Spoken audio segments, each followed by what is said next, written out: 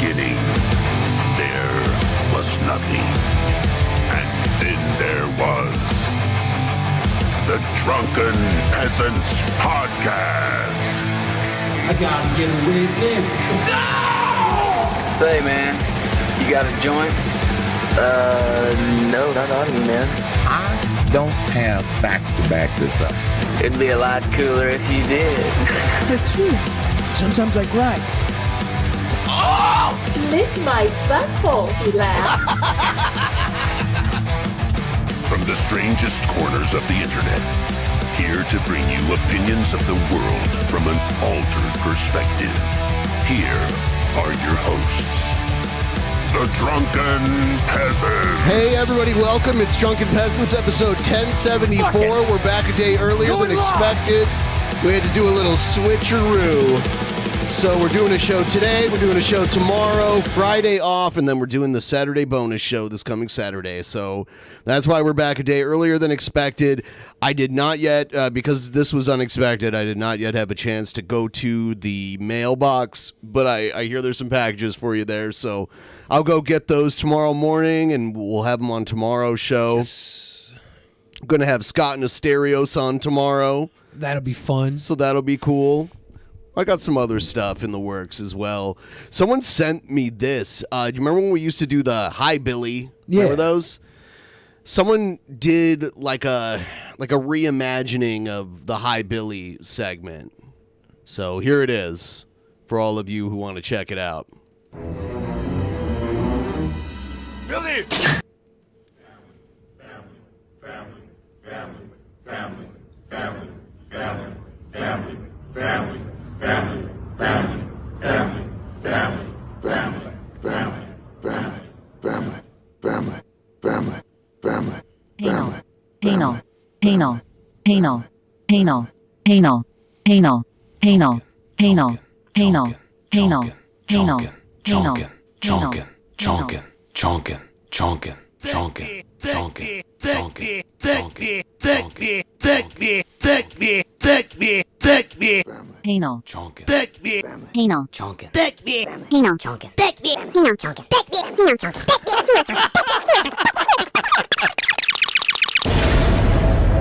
Whoa! Billy the Fridge and the Chonkin Panel.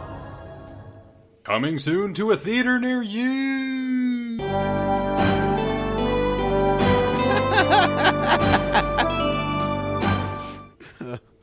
Wow. You like that? It's a four-finger... Yeah, they get yeah. 2 fingers clapped together for that performance. It's just some chonk and panel. Chonk and Panel. It be like that sometimes.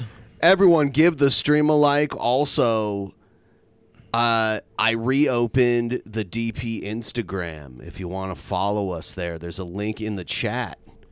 If you want to sign up there to watch all the cool stuff that we're doing there, which is not much, but you know what, we got our first hate comment since we came back from the last episode. This person here said, "Fuck her, but this was extremely sexist and gross. Sad to see Vosh engage in this low level of commentary." And I said, "Glad you enjoyed."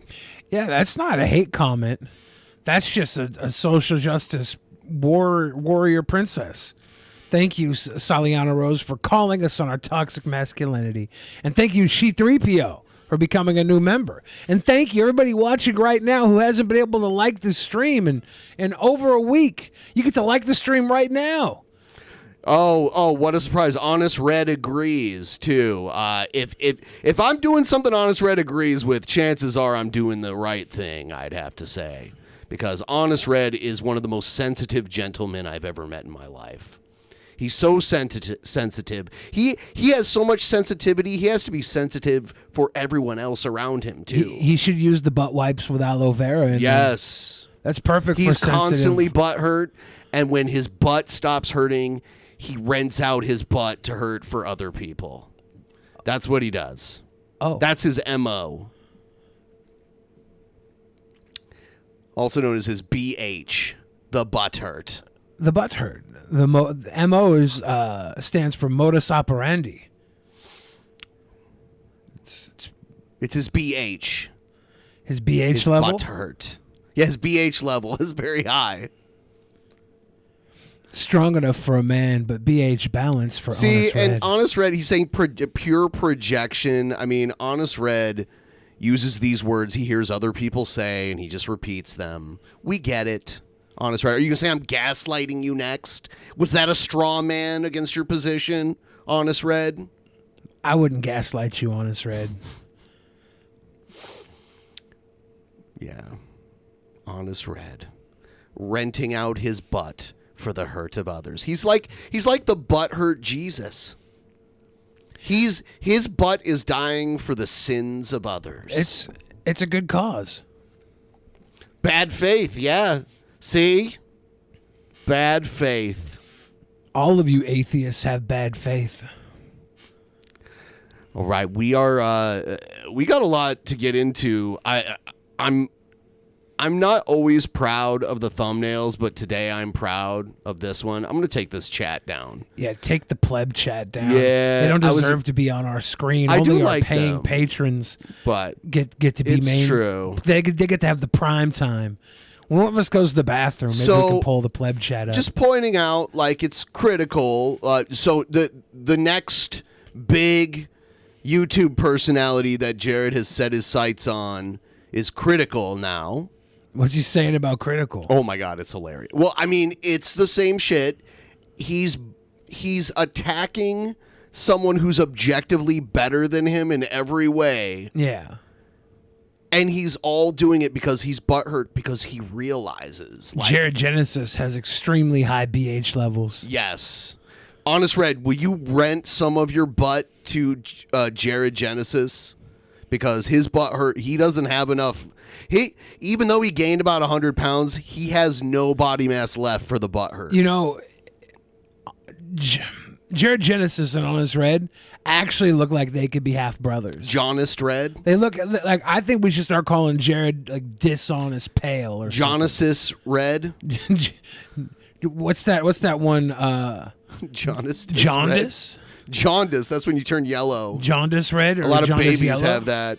That's not good. I love the way I set this up because you get to see like the compare. Because Jared's about to talk shit about this guy's like physical appearance.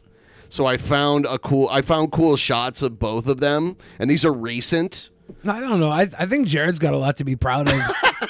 I think one of the most honest and pure forms of bodybuilding is building another body in your stomach, and he's obviously pregnant. He's right? pregnant. Yeah, he's literally building a body. Yeah, he's building a little body, a little human life that's already old enough to drive in Texas. We're gonna get into it. I hope everyone will like the stream.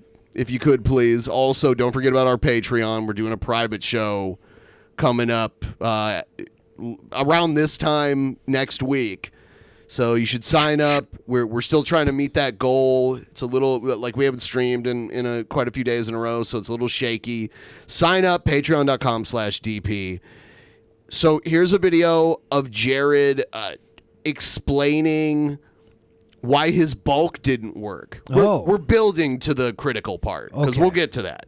But this one, he's explaining why this bulk that he's been doing for like 3 years resulted in him just getting a big belly and not being like ripped. So here it is. Why didn't it work? All right, guys. Jared Juggernaut hype video.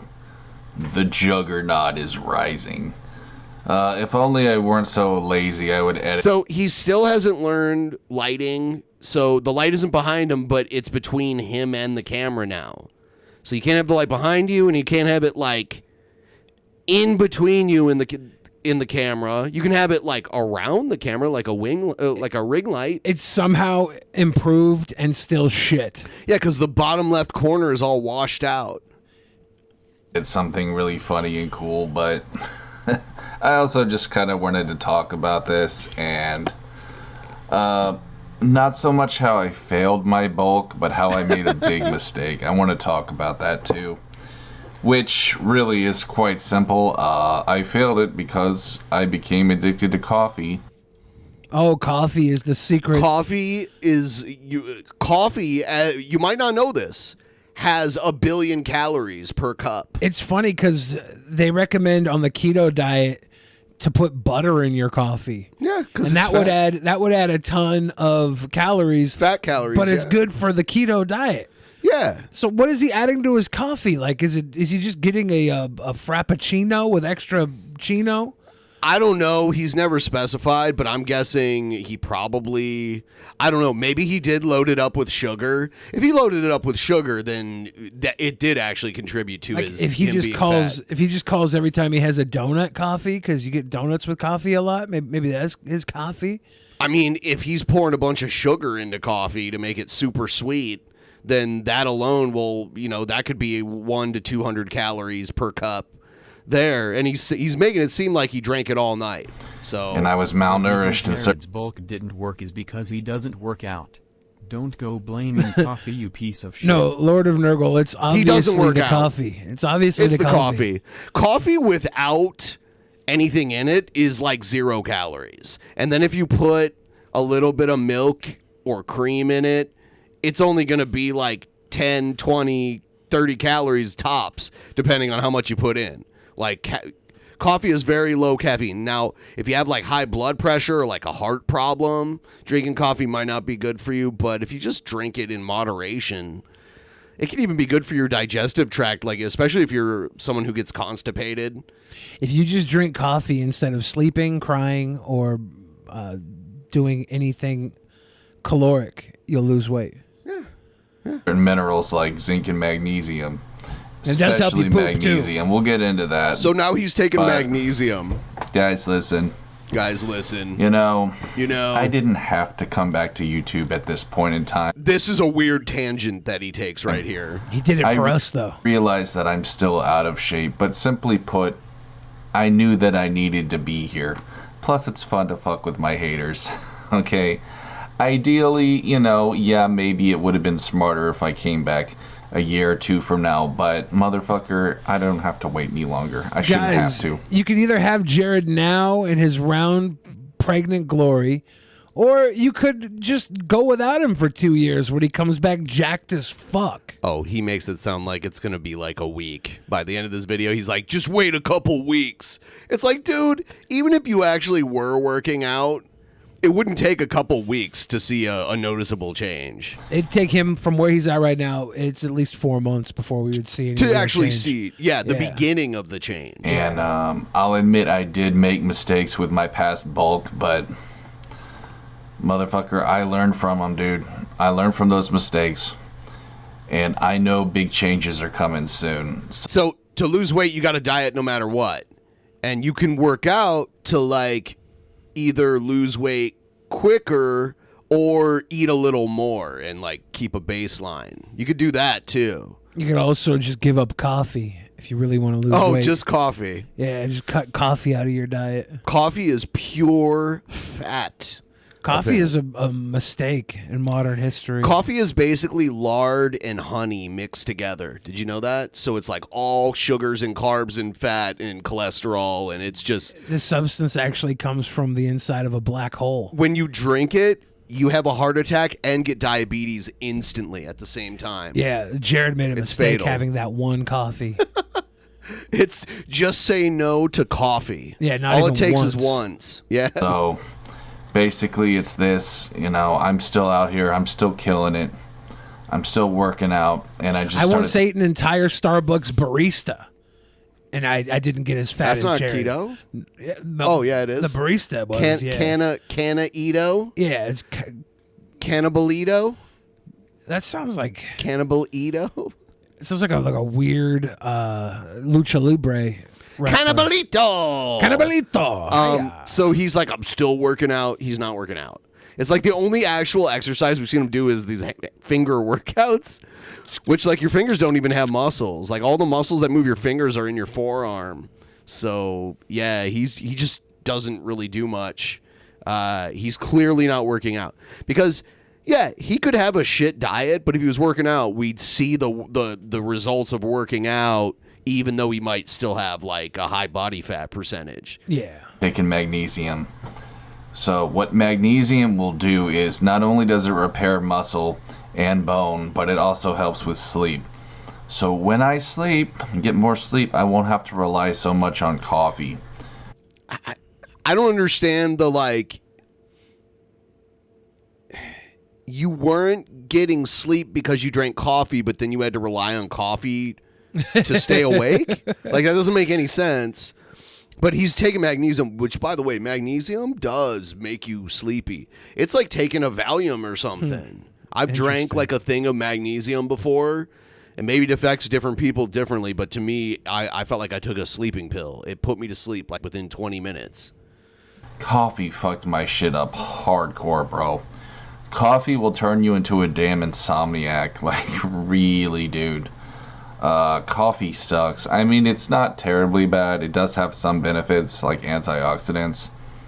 But does it? I didn't know it does. Maybe it does. Coffee? Yeah, people get like coffee enemas and weird stuff like that. Like, Feels you do good. you. Like, I mean, hey, maybe we should do that for episode 1200. Coffee enema? Yeah. I don't know about that. And then 1500 will lay on a bed of nails. And then for episode 2000, you'll ride a Sibian. That's a good idea. I should get a. We should do like really cheap beer enemas. Oh my god, that's actually very dangerous. You can die. If it's low enough, like I don't want to do it. Very low, like American domestic bullshit. I do not want to do it. That'll That'll cause brain damage. Do a fucking the Pilsner pressure washer. Because like there's no liver to filter that out. It goes directly to your brain, and like it can cause like some serious brain damage. Come on, let's make some brown micheladas. Like 5% alcohol is like super strong at that point. Dependent on this shit, homie. Like, real talk. And it's just, I think I would sometimes like eat more carbs too, because I would depend on carbs for energy. And he's like, I would depend. No, at this guy's level, carbs are not giving him energy. They're putting him to sleep.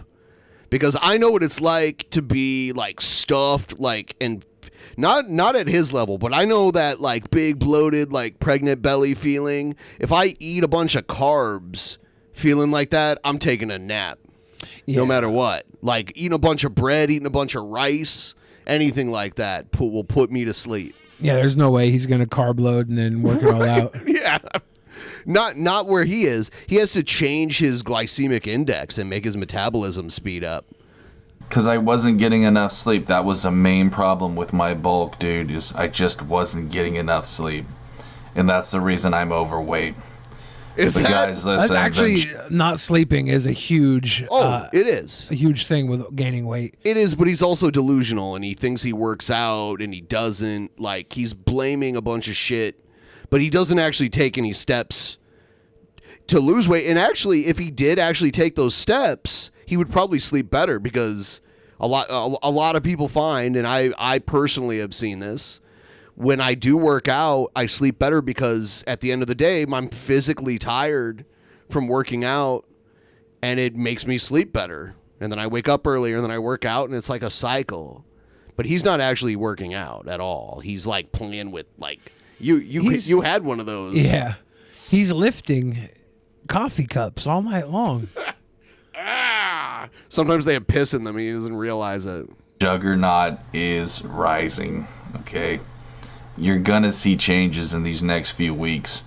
I'm gonna be going mad crazy on cardio, and what that will do is actually increase my body. So, like 2 months ago, maybe not even 2 months ago, Jared was saying that cardio is stupid and you shouldn't do it.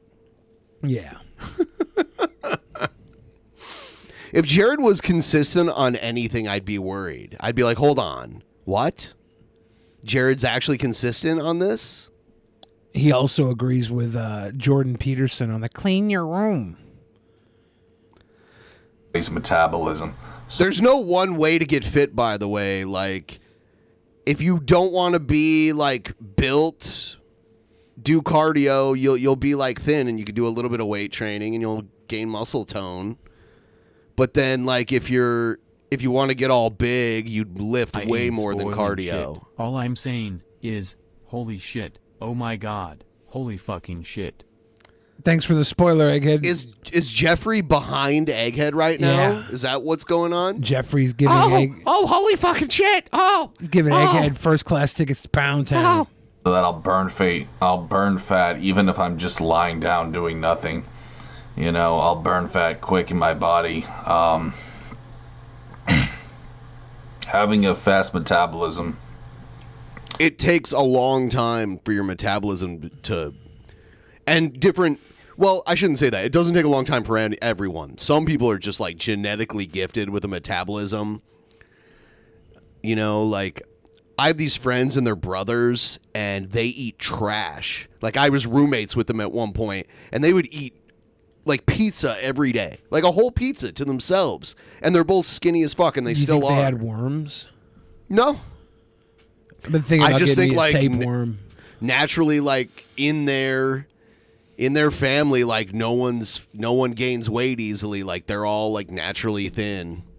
And they look normal. Like, I have another friend who, like, has to work really hard to look like he's always, like, underweight all the time. Yeah. And no matter how hard he tries, he has to, like, eat and eat and eat, and he can't, like, gain weight easily. That's another problem. It's so weird. I actually saw this one special about, like, both spectrums of, like, weight gain and weight loss. And there was this one person who was, like, always on the verge of dying. No matter, he had to have, like, a feeding tube to constantly feed him because his metabolism was, like, so fast it was, like, killing him, which is insane to think about. That's way more rare than people with, like, super slow metabolisms. I remember we had a friend of the family when I was really young, and they always had to eat mayonnaise because they just needed to, like... The fat? And it was the only way to get Was it Miracle Whip or actual mayonnaise? It was actually mayonnaise. Okay. Yeah, I don't know. That child probably wouldn't have made it if it was Miracle Whip. Yeah. Is the best thing you could ask for. In terms of weight loss, it's the best thing you could fucking ask for, dude. And not only that, but this will also clear me of my fucking brain fog, okay? Finally. I won't have to say but every other sentence. Okay, or just you know, shit like that. I struggle with brain fog because that's a problem with sleep. Okay, it also does, you know, I deal with anxiety and depression, as you guys know. And you know what? That's a catch-all now, and a lot of people say I'm not saying he doesn't have it. I don't know. I'm saying, though, that a lot of people say they have that, and they've never actually been diagnosed with it. I think based on the state of his room, it's likely he's going through depression and possibly anxiety. Possibly, yeah. I can agree there. I will say, based on the state of his room, it's also unlikely that he actually works out. Like, if he can't clean the garbage off his floor, I don't believe he's doing, like, a couple hours of cardio and weightlifting. You know, so... But yeah, he could be. There could also be something else wrong with him that causes it, but yeah, I mean... I don't know about anxiety, really, though. Maybe depression. He doesn't seem he seemed anxious when, like, Keemstar's people were, like, fucking with him all the time, but normally he seems really like sedated, and based on what he says, he's not currently on meds or anything, so I don't get the anxiety part, but I'm not a professional.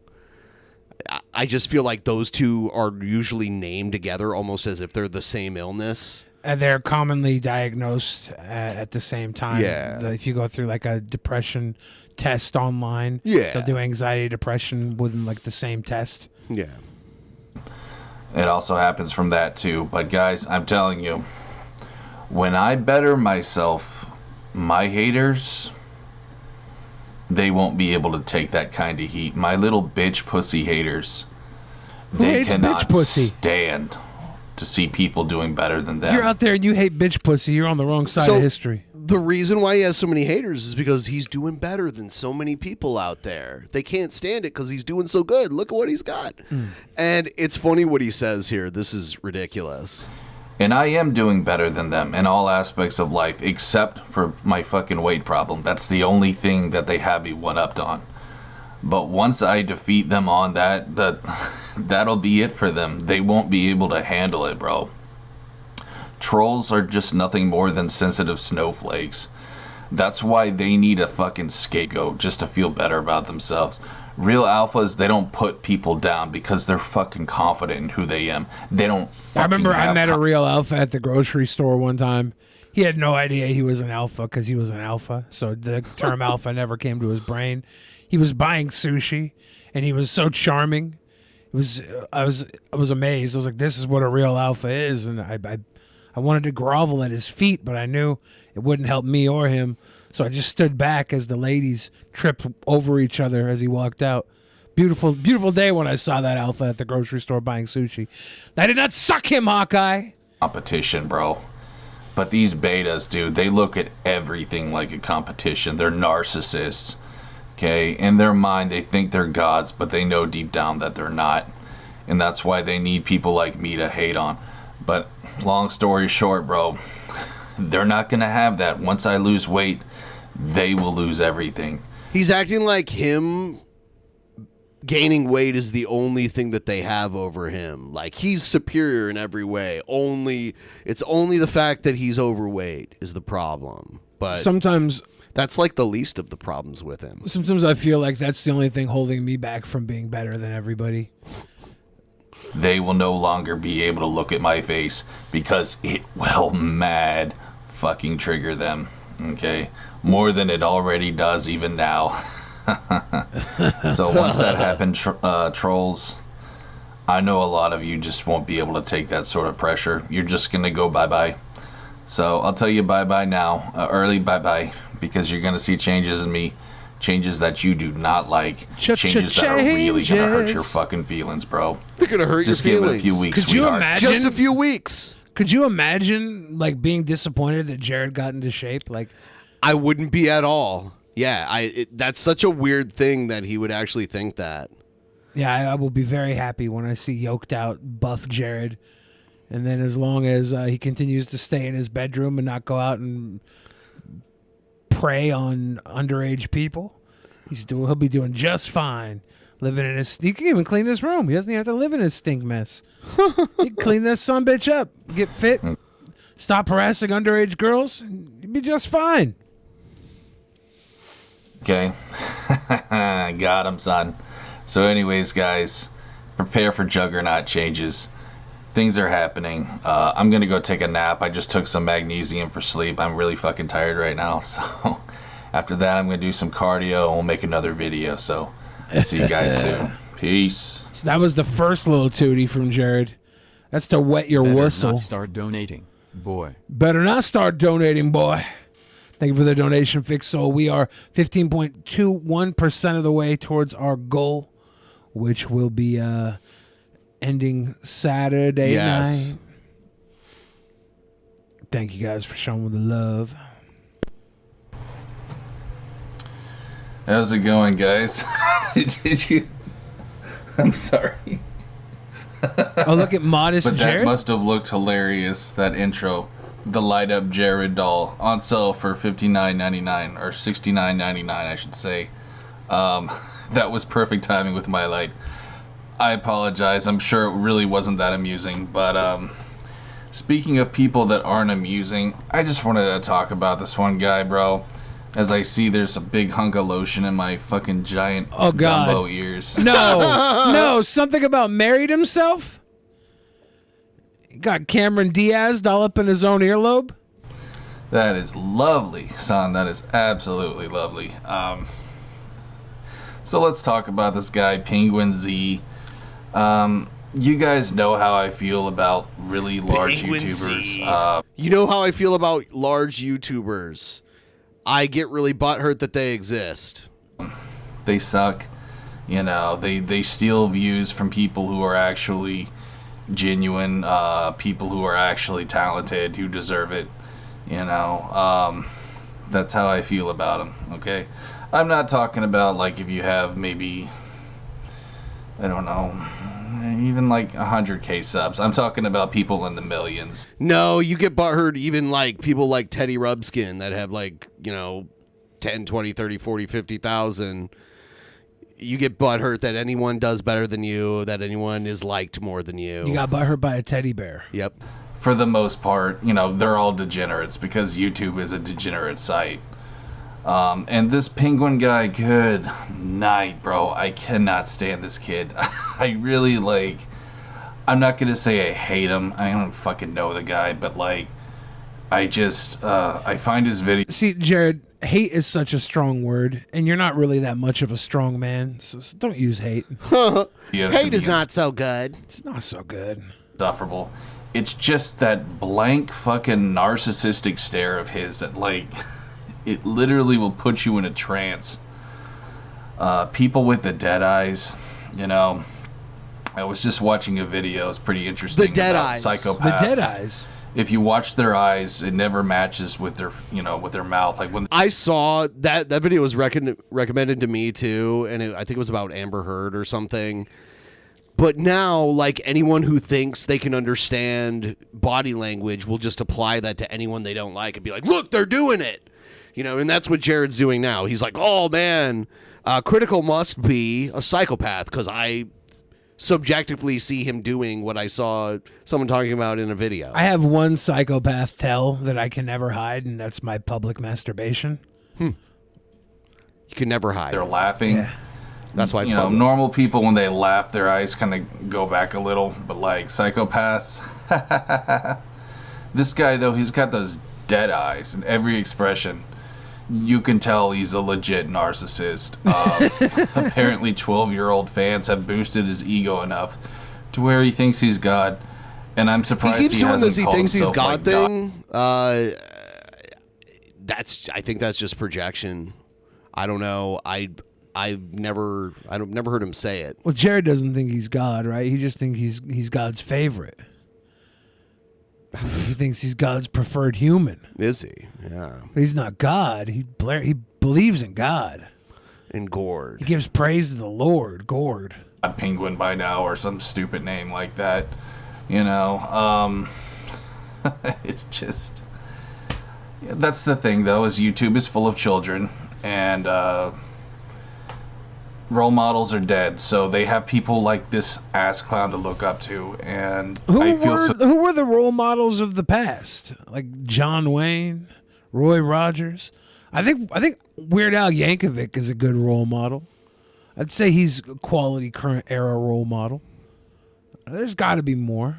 We got role models. I think out the there. role model thing is weird. I agree with you that Weird Al Yankovic is a good role model. But the only reason we know about him is because he makes music that people like. So, I think it's weird where, someone does something that people like, and then we assume they should be a role model in addition to that. It's shouldn't the role models be known as role models first and foremost? No. And not, a good football player? I saw a bunch of people getting down on Marshawn Lynch because of the shit that happened with him recently. Did you hear about that? No, what happened to him recently? He got, he was drunk in a stolen sports car with the door open, and a cop found him. And there's a whole video of him. Did he just grab the wrong car? I don't know what happened, but everyone's like, he's supposed to be a role model. It's why? Because he's good at football? That doesn't mean he should be a role model. He's good at something that has nothing to do with personal character whatsoever. Yeah, the expectation of making everybody successful a role model is stupid. Because you're never going to see how much work was put into their success. Right. You're never going to see that. But it's I think it's the guys that once they're in the light, the way they act makes them a role model. I think The Rock is probably a good role model. I would say by and large, Marshawn Lynch had a very positive public perception. This was the one kind of negative thing. He was always kind of known as a nice guy and a funny guy. I've seen they tried to knock him down because he wouldn't do all the bullshit interviews. They tried to. He did Jimmy Kimmel and shit. But he would be on the sports. He'd be like, "I'm just here so I don't get fined," type thing. Right. Okay. They were always trying to he was always pushing back there. But no, he's great, and I think that you can find him a role model and still. Maybe even find him a role model for the fact that he makes mistakes and probably, does better afterwards. I like how he owns part of the hockey team. Him and Macklemore bought in at the same time. I wonder if they're buddies because they bought in at the same time. They're definitely buddies. Yeah. They all came up around the same time. The Seahawks and Macklemore had their big year around the same time. I saw a thing where he was on Conan O'Brien, and they watched the Beacon Plumbing commercial that he's in, which is like a local commercial we see here. Yeah. He's pretty great. I like him. So sorry for today's generation. I really genuinely do. That people like him are presented as like the Chad, you know, the alpha, the cool guy, when in reality he's the exact opposite, dude. This guy is just... He's cringy, bro. He's cringy, bro. That's saying something from a guy who's shirtless, 40 years old, and lives with his parents. Oof. That's really saying something, bro. I like how he's using how pathetic he is as like a boost to his words. He's like, look, if I say he's pathetic, it's coming from a guy who's 40, shirtless, and lives with his parents. Okay? So I'm an authority on what's pathetic. Right. So you must believe me. Jesus Christ. It's just, I don't know what it is, man. It's your fucking backwards cap and your little fucking white, maybe like size small t-shirt. I don't generally judge people on how they Caps dress. and t-shirts. Oh, well. I like how he's like, I don't usually judge people on how they dress. But since I have literally nothing else against him, right, I'm going to do the hat and shirt thing. Well, he can't bring up the real reason why he doesn't like him, which is jealousy or what? Yes. I mean, yes, obvious. But it's the fact, like, that's the only thing you fucking wear, dude. And you have money. Like, what the hell's wrong with you? If I had your kind of money to play with, I'd be rocking that Gucci all day, motherfucker. My dude, you have no money and you don't care. You don't take care of the things you have. Sale in Hanes at Walmart, you know? Fucking shirt package. What the fuck's wrong with you, bro? Like, why aren't you blinged out, bro? Why aren't you fucking... Are you just... I don't know, dude. Are you just These are boring? worries, poor people worries. Why aren't you blinged up? Because I'm not fucking poor people. I don't want to advertise that I have money because that's when poor people try and take it from me. To where you just want to wear a white t-shirt and that dumb backwards cap every single fucking day. I don't get people these days, bro. I don't get them. Like, is it cool? Is it seen as cool to be like that? You know? What? I'm not even gonna go into this, but it's funny. It's ironic. You're going into it. I like it when he's like, I'm not even going to go into this, and then he goes into it immediately. Yeah, you're going into it. Because I had a fucking group. I'm in the country now. You guys know that. And there's some sketchy parts of the country, some Walmarts you really don't want to go to. And these crowd of degenerates, okay, these thugs. One of them looks at me and he goes, "Look at that fucking ugly white boy."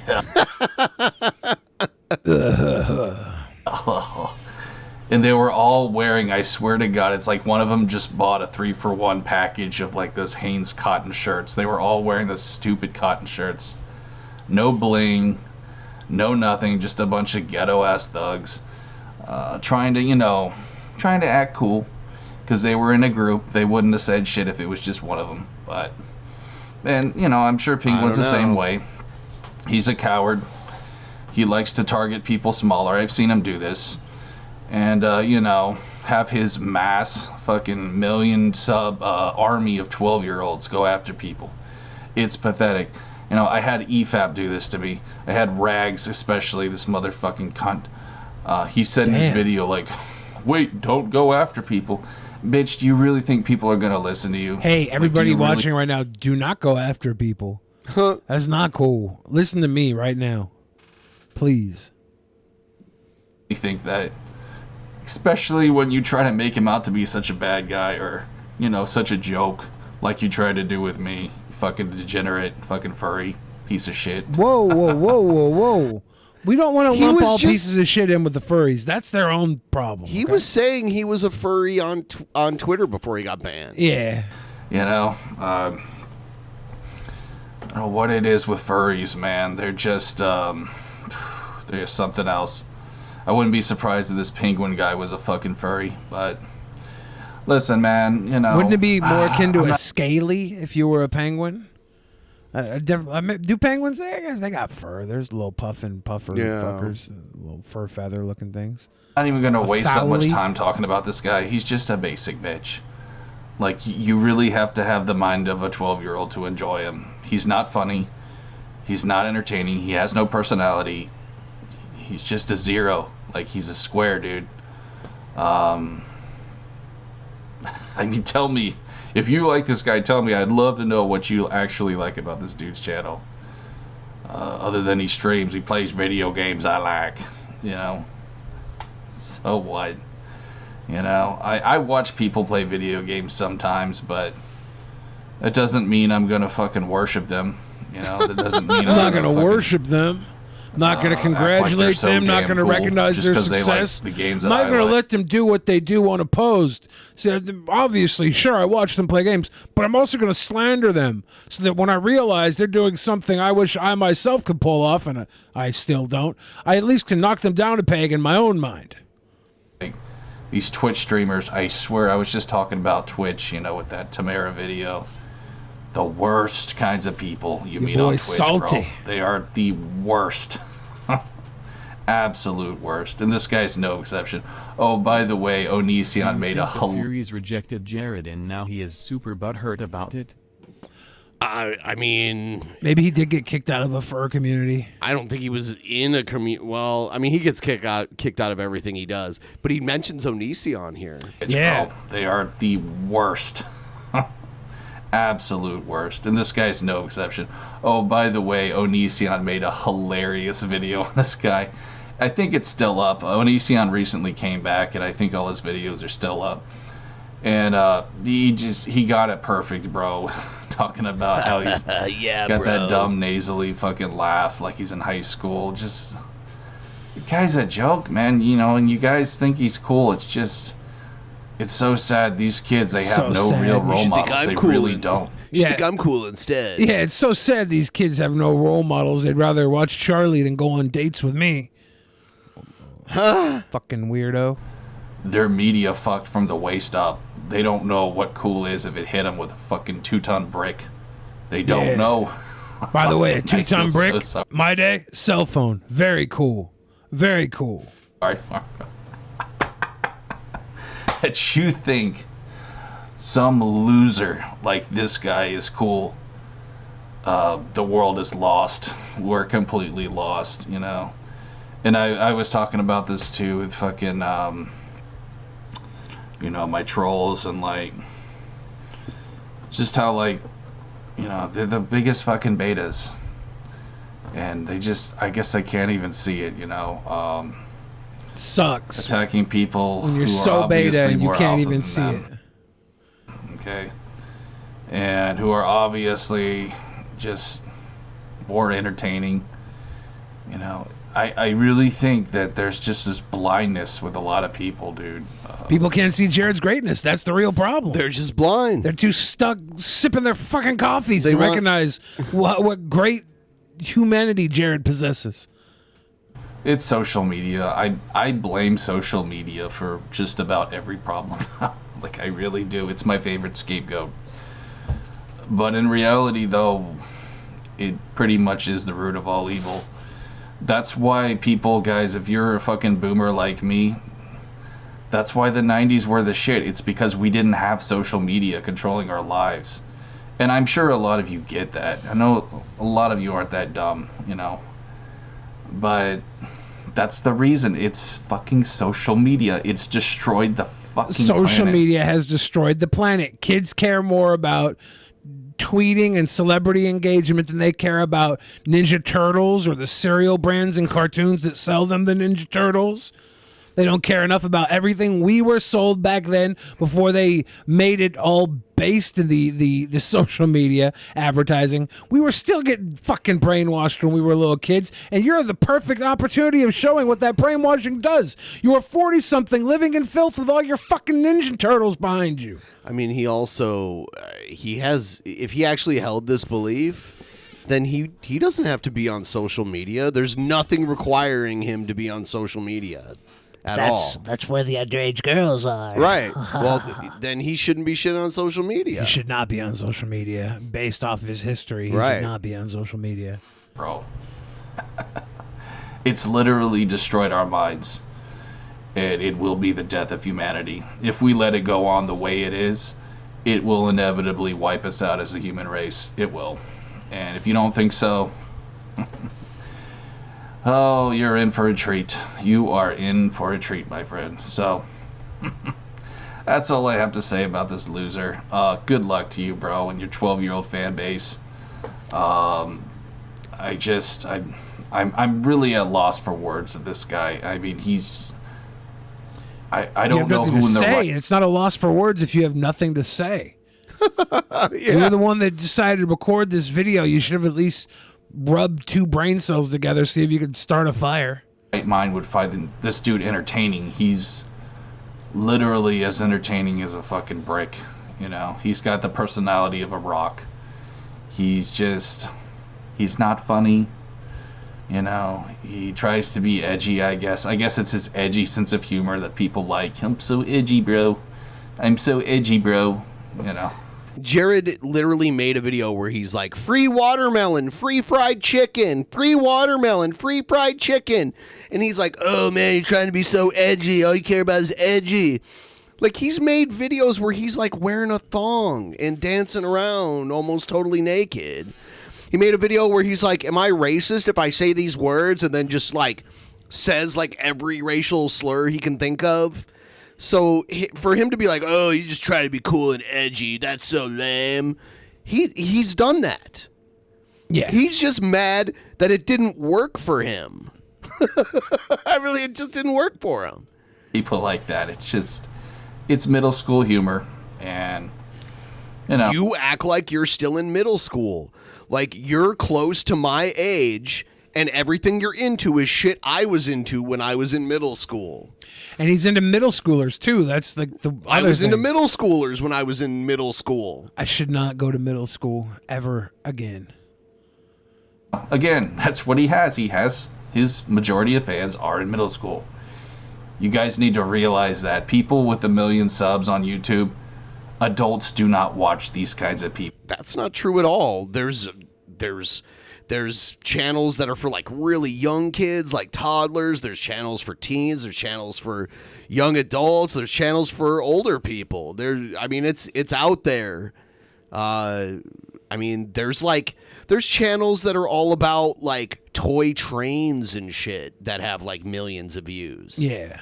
Like literally any type of interest of any age, there's successful YouTube channels out there. Most of our fans are 12 years old.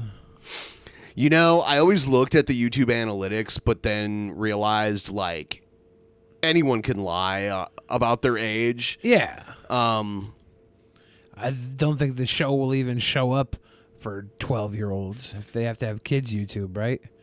I don't know. I think you're allowed to use adult YouTube at didn't 13. exist until I was already like 25, 26 years old. So You're not allowed to like have a YouTube account, a full YouTube account until you're 13 years old. Well, guys, it's all fucking just entertainment for kids who have no role models, who probably have no good father figure.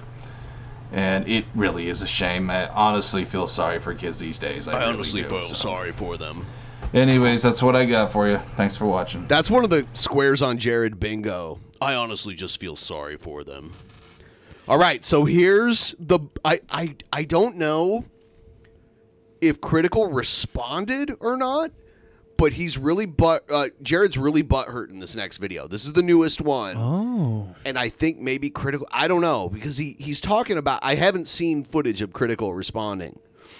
But here's Jared butthurt about it, so maybe it happened. I don't know. All right, so... We good? We're not dead yet? Okay, great. Actually, that sucks. Anyways, so I'm about to go viral. I just saw you make this video from my good friend. You got monkeypox? And Penguin Oh, Zero, no. the Zero, the Square, the fluffy faced dork. I got some news for you, son. Okay, you're not cool. You're a loser that got popular because of other losers, just like PewDiePie. So, like, he's shooting even above. He picked someone who's, like, really popular, and then he was like, you're just like this other, like, way more popular person. It's a lot of butthurt. Like, Jared wishes that he even, like, had a sliver of what these guys have. But I love you, bro. I love you, and I want the best for you, honey. Oh, he's full of shit. He's he a doesn't sweet mean, boy. No. He's full of love and Yeah. encouragement for his peers. Okay, sweetheart, sweet cheeks. You got cute long hair. I'm sure I would love to do freaky things with you in a prison cell if we were together long enough. Okay, buddy boy? Because you look like... So Jared admitting to being a grapist. I guess. A potential grapist. I guess. That's a really weird thing to say about someone. It's like, if I was alone with you long enough, I might just grape you. like a woman, basically. You look like a woman to me. I don't. He doesn't see look like a woman.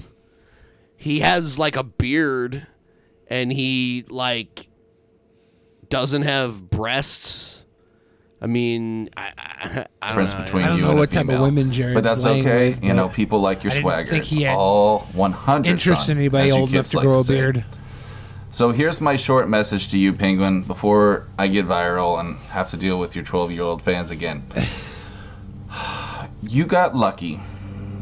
You have a fan base, okay? I wasn't. I tried the whole YouTube thing. I wanted to be the Sega version of Angry Video Game Nerd. I mean, Angry Video Game Nerd makes his videos from a clean room. He wears a shirt. He's talented. He puts a lot of work into his videos. You don't do any of that. Jared had goals. It's not his fault he never got lucky. His weird thing is like, and this, I've never seen this with anyone else, or at least anyone that will actually admit it. Jared doesn't want to put in the work until he's popular. And then he's always like, hey, guys, you can't expect me to edit these videos until I get at least this many subs. Well, it's there's like, no work Jared could put in. Like he's like most people put in the hard work from the beginning, hoping it'll pay off. But Jared, he's like, no, man, can't do that. All right. He does it his way. Didn't work out. And then sits in But filth. here's the thing, kiddo. You can do good things with that clout. You can still make a difference in the world. Stop making stupid, fucking retarded reaction videos that no one gives a shit about, except kiddos whose balls haven't dropped. Do something productive with your life. You understand me, young man? You have a lot of life left in you. God willing, you do anyway. You can still do good things with your clout. Educate people, okay? Stop making brain-numbing, clout-chasing content. Is this the guy who's like the most he's ever done ever was threaten to kill his own dad? Like this? I mean, he's done. I mean, that's so ridiculously horrible to do anyway. But I don't get it. And karma will reward you. It will. It might even give you some muscles in that chest, you know, covered by your small Hanes 3-for-1 package at Walmart deal shirt. Okay?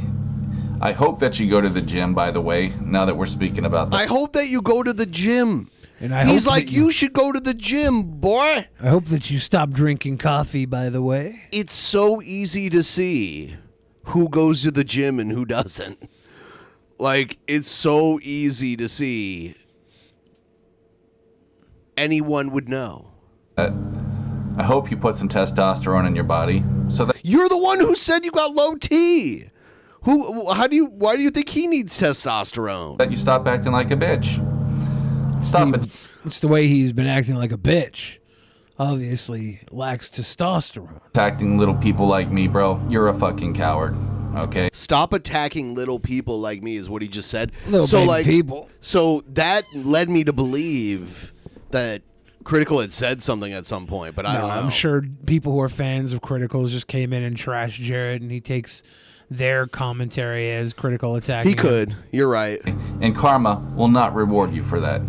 I've dealt with Bogey's retarded army. I've dealt with Keemstar's retarded army.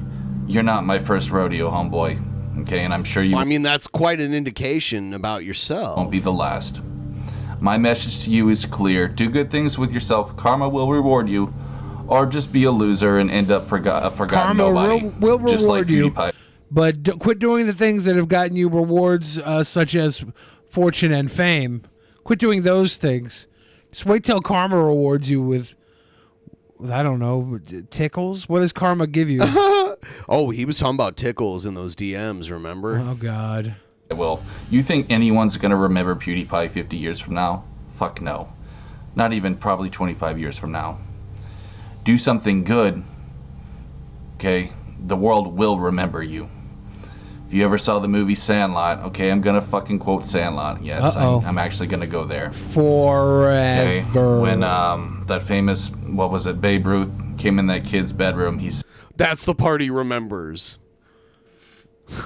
said, "Heroes get remembered, but legends never die. What you're doing is not legendary. Okay? You're doing the same thing a million other kids are doing, bro.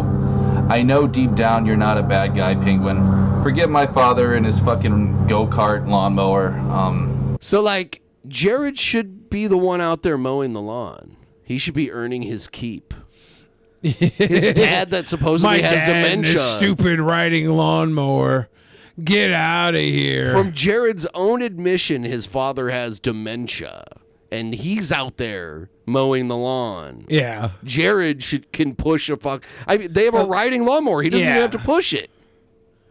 I'd put this dude to work if he was my son. At this point, I'd be like, if you're going to live here for free because you're a moron, then you need to, like, do your own laundry and wash the dishes and, like, wear clothes and this kind of shit. And wear clothes. Yeah. God damn it. Just bought that thing. Anyway. Deep down, I know you're not a bad guy. I'm sure you probably even have at least somewhat of a brain in your skull. Do something good. Remember what I said, kid. Okay? Heroes get remembered, but legends never die. Thank you for your advice, Jared Genesis. Before I met you, Jared Genesis, I was a multi-millionaire celebrity YouTuber, and my life was in shambles. But now that I've taken your advice, I crap in the same chair I eat. And I enjoy, more than anything, crying myself clean.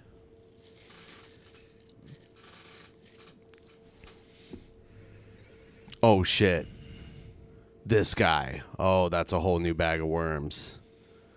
We will get to that in just a second.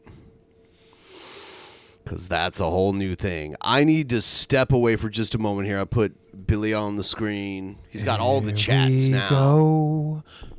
Here we go again. Oh. Ladies and gentlemen, boys and girls, please give me all your questions so I can give you all the answers.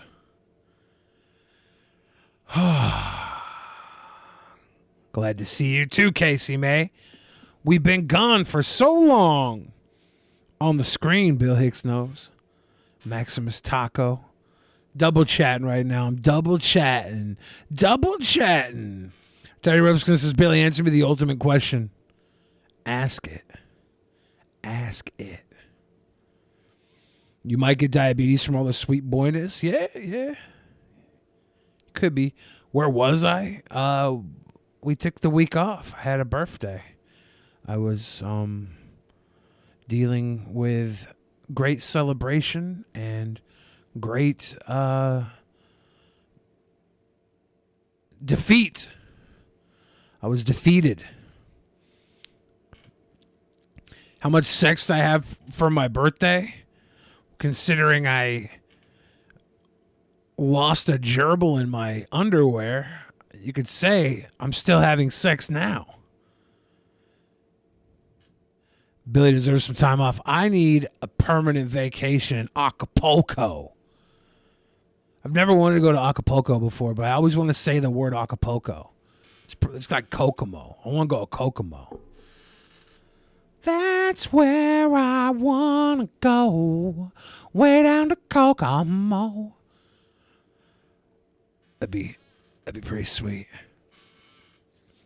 Danny Robson says, what is the ultimate way to please a woman? The ultimate way to please a woman, Teddy Rubskin, is infiltrate her mind and convince her that ultimate pleasure is just existing in a world that you exist. That's the ultimate way to pleasure anybody. Anything else is futile. Just infiltrate the mind space. Billy got some fun in the sun? Nah, he's just out running around. Billy, permanent vacation is death? Yeah, I've been waiting for one of those too. Been waiting for all the cool stuff. We have a DP meetup in Lolcow's hometown and try to get him to come. Let's do it. Let's go have DP meetup in Festus. What's my number one advice to Jared? Just keep doing what you do, Jared. You're doing about the best you can with what you've got.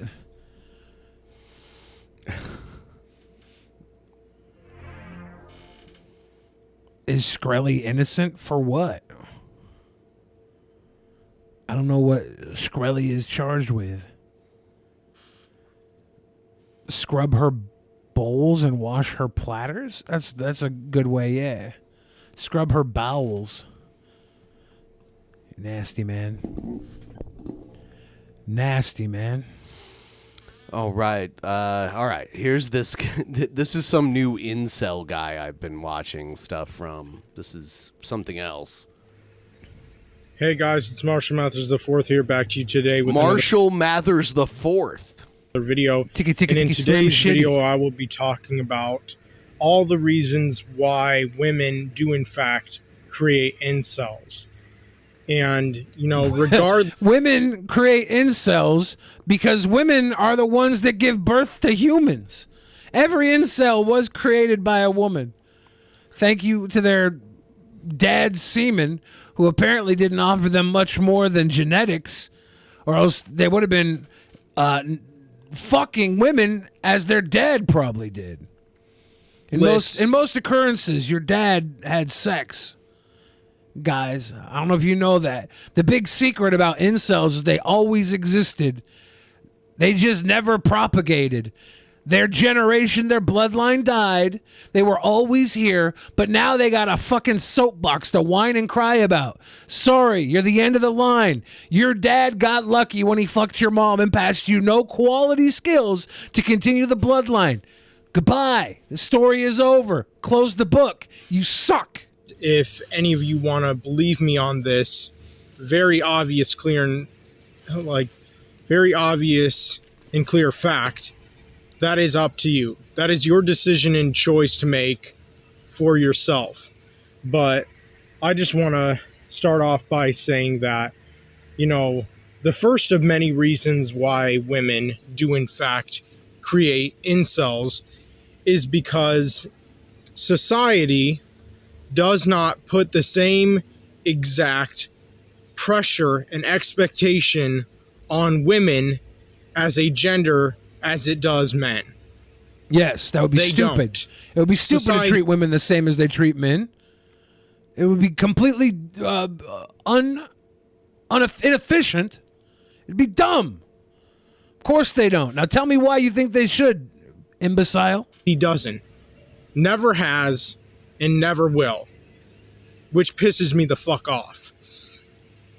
And that's the first of many reasons why women do in fact create incels. Because, you know, women, honest to God, have never felt the same exact level and amount of pressure and expectation put on themselves as us men do. And even when it comes to the men who are incels, you know how much pressure it takes for a woman to figure out if the guy that's trying to pump one into her is worthy of being a father? You got to carry that child around, and in our society, the pressure is usually on the mom to be the one that takes that child forth in the world. If the parents were to split up, there's a ton of fucking pressure there, dude. The problem is the pressure's on your shoulders because you suck at it. including myself. If you hear him say something you want to respond to, feel free to hit pause. That way, like, you don't talk over like anything, and then like we can like. Yeah. Sometimes the computer's not open, so I stopped doing that because I would like. Normally it is, but sometimes I'm over here. Yeah. But I would say most of the time. That doesn't mean we don't feel and constantly nonstop have to deal with the same pressure and expectation put on our fucking backs, our fucking shoulders, that even normal men have to deal with and put up with, even if normal men are able to succeed with the pressure and expectation that's put on them to achieve greatness in their lives. Incels still feel that too, even if they fail. And the greatness that these imbeciles, I don't call them incels, the greatness these imbeciles strive to achieve. Imbeciles? Yeah, you're not even achieving greatness. You're achieving the status quo for repopulation. It's literally the bare minimum a society needs to continue. Like you are not achieving greatness. You're achieving just the bare minimum. Pretty much always incels fail. They're losers. They're pathetic, worthless, pitiful lowlifes, just as I am myself. But again, that does not mean for a second that even when it comes to us incels, that we don't feel or experience the same pressure and expectation to achieve greatness and to do big and great things in our lives, just as normal. Most people can't even fathom what big and great actually is. The average dream is to just be a part of a society and have a family, have a car, a house, maybe retire early, enjoy a vacation. That's the average. That's the average goal. That's a good goal. You're not even getting average right now. You're crybaby about the fact that you can't get a girlfriend. You're putting that on the pressure society puts on your shoulders. He's even admitted that his standards are too high too, like that he's always going for like 10s. Well, if you want to go for a 10, you better have some quality that. Couple serious questions, makes ladies for AMD gentlemen. What kind of father would allow his children be molested, sodomized, and raped? What kind of father would allow his children to starve to death? Jared's dad should have let those things happen. For reals though. For reals though. For reals though. Men have to go through and experience and deal with and accept in their lives. But you know what? When it comes to being a normal guy, normal men don't have to like put up with or deal with or have to just suffer emotionally and mentally like fucking hell when having pressure and expectation put on themselves by society. Because if you are already a normal man, he's blaming society. He keeps blaming society puts too much pressure on him, and that's why he can't get laid. That's why. It's not his insane standards. It's not his your own ineptitude. Right, exactly. It's society. That pressure and expectation is only going to do one thing for you. It's going to benefit you. It's going to help you. It's going to push you to the point to want to succeed in your life, to want to be motivated, to want to be driven, to want to do big and great things in your life, to want to achieve just superstardom in your life, whatever path you choose to take to get there. Like if you're a normal guy, that pressure and expectation does not affect you one bit. It doesn't. And it never has, and it never will. But when it comes to us incels, when we have to deal with and put up with and accept and have to go through and experience the pressure and expectation put on ourselves as a very specific Imagine that you had to actually compete where these other men are competing. Like you've taken yourself out of the competition. You're just sitting back and you're crying that you don't get women. We get it. It's incel. But imagine having to compete with other men. Like the pressure of actually having to show up and know that you're in the game.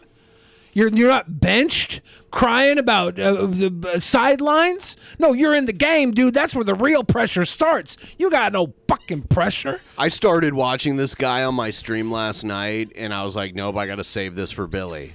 Because I feel like these kind of guys... He's got no pressure at all. Yeah. You're pressure free. You release your little pressure at night with your balled up fist in your lap. We get it. Group of men come in your room with a black light. Check for freshies. We get it. Freshies. It's hell for us. It's literal torture for us, emotionally and mentally.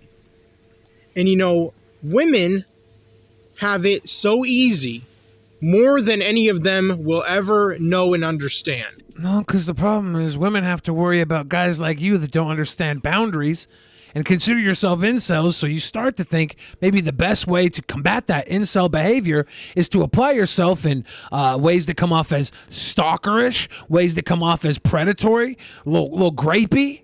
That's what you guys end up doing because you don't understand how things work. The funny thing is like I've watched some of his other videos. I can't remember if it's this video or one of his other ones, but the only type of women he doesn't hate are ones he considers ugly. But he doesn't want to date them. He wants to date the good-looking ones. So it's literally his own fucking fault. Like, I'm not saying date someone you consider ugly, but I'm sure, like nobody's... there are people that,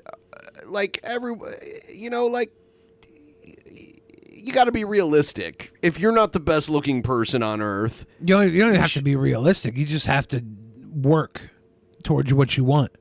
If you want a 10, become an 11.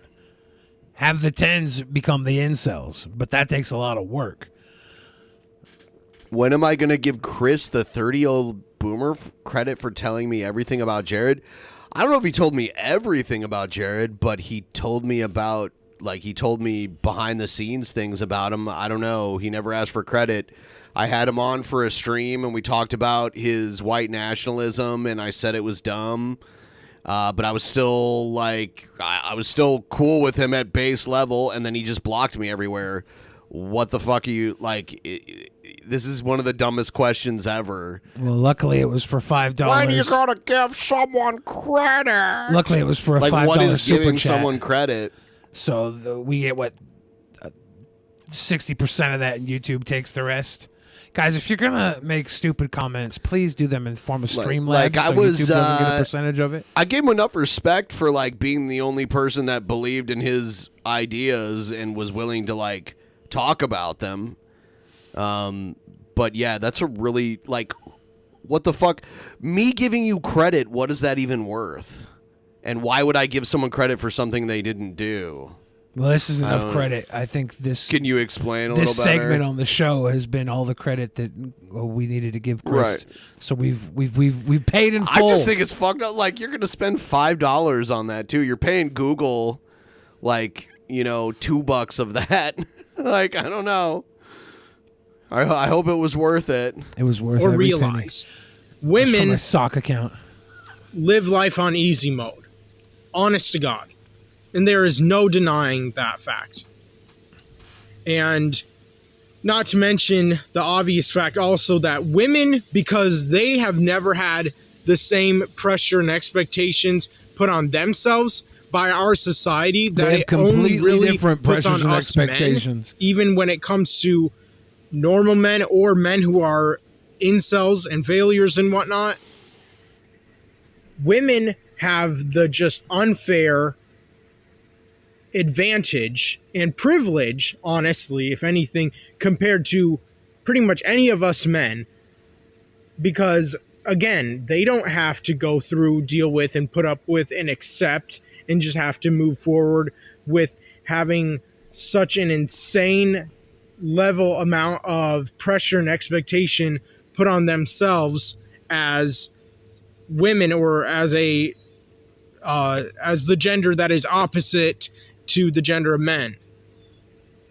And you know, what do I mean by this pressure and expectation that society expects of us what the men fuck and do you puts mean? on us men pretty much since we're first born? What I mean by that, mainly and mostly, is the pressure and expectation to be the ones to make the first move when it comes to dating a woman, asking out a woman, hitting on a woman. If you wouldn't have to make the first move if you could read the signs. The problem is you can't. And you think making the first move is just walking up and talking to some random person, not taking into account if they want to talk to you at all? And the fact that you consider it a first move? Talking to someone is not a move. Yeah, none of these are moves. The first move is like trying to like hold someone's hand or like, you know, get a hug, like, you know, like a more than friendly kind of hug. The first move is walking around like the fucking woman wants you. That's the first move. I don't consider that a move. That's the only move, is be the one they move to. But this guy thinks I gotta find a woman and I gotta put my hand in her hand and kiss her and say I choose you, Pikachu. Fuck that. Talking to someone is the first move. Fuck that. The first move is being the type of person worth fucking with. That's the first move. Only us as a gender of people are the only gender. Unlike women, we are the only ones who ever have to accept, live with, bear, put up with, and deal with the pressure and expectation put on our backs, put on our shoulders by society. Society does not care if you reproduce. There's literally no pressure by society on you at all. It's all on yourself. It's not society. Like, no one gives a shit if you get laid. Besides yourself. But you're just like, you're stuck here blaming everyone else for why you can't. It's weird. Because society has been this way pretty much since forever. To have to always be the ones to make the first move on women. To always be the ones to approach them first. And by the way, that's not true. I've had women approach me when I had no idea they're interested in me at all. And, I mean, so it's not this weird universal rule where every man has to, like, initiate conversation and, like, take it to that level where it's clear that it's more than just a friendly conversation. Like, it's such a fallacy. None of this even comes into play if you just are the best man in the world. Women will crawl towards you every day, and you'll have to beat them off with a stick. This guy would never know that. To be always the best. Be the ones to ask them out. To always be the ones to propose to them. No.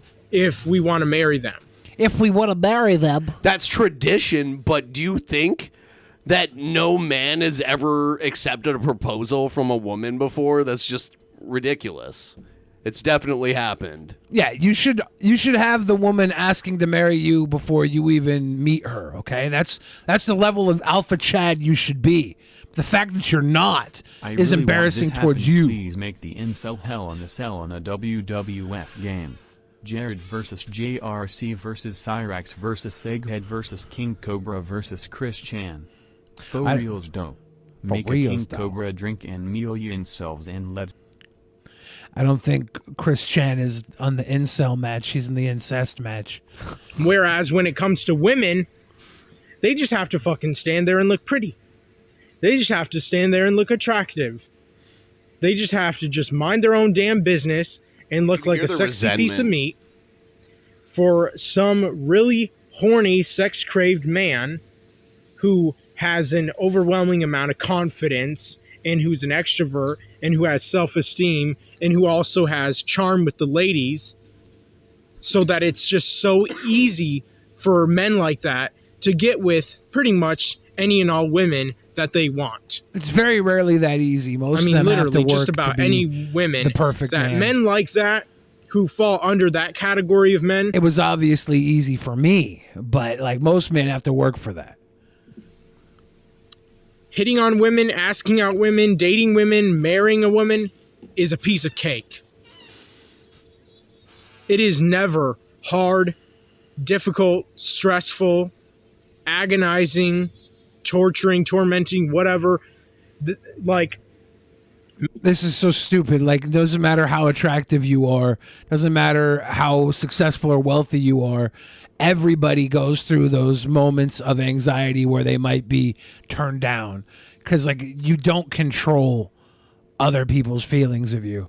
You can assume, you can do your best to fit into their world perspective, but if you aren't what they're looking for, you're going to have that anxiety and that stress before you ask, unless you don't really care.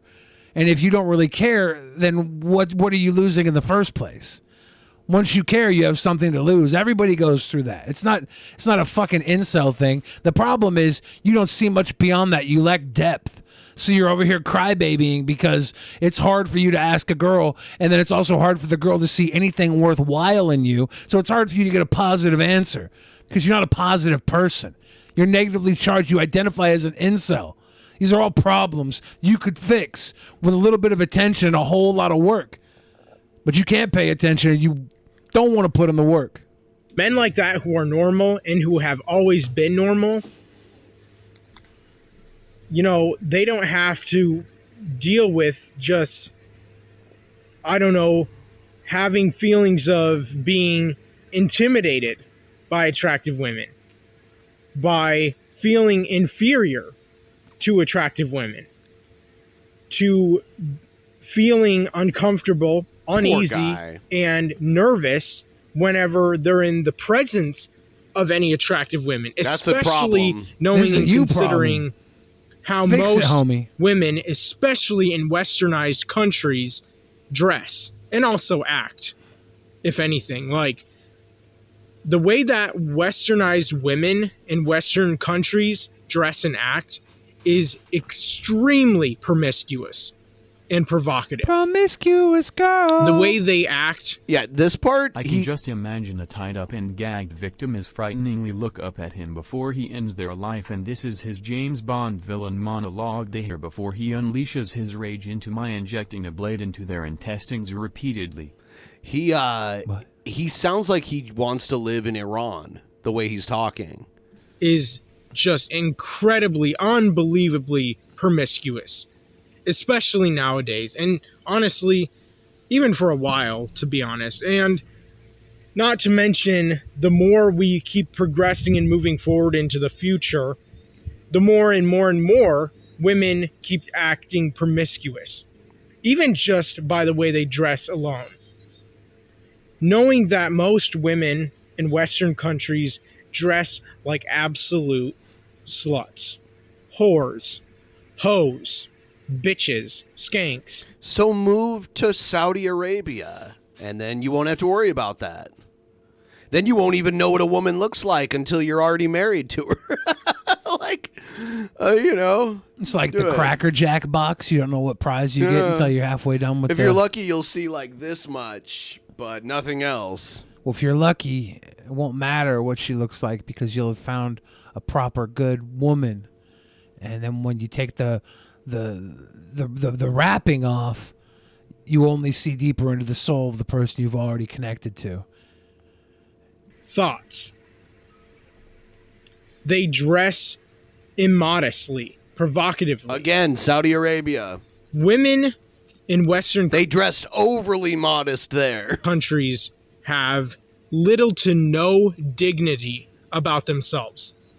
They have little to no decency. Do you about have themselves. dignity or decency, little sir? Is this what sitting in the woods crying is your form of dignity? Are you serious right now? I would rather at least look at somebody who lacks the dignity to wear, I don't know, a pantsuit. Is that what you want? They're in a fucking like a tight dress or something. Yay for your lack of dignity. Big fan of your lack of dignity, woman. Your lack of dignity? Not a big fan. You're a crybaby in the woods. You probably can't even say this in your own house because your parents will be like, the fuck are you yapping about? Get a job. $50 is he's on the spectrum. I have trouble with getting women, but I know it's on me. Everybody has trouble getting women, even when they have them. It's hard out here.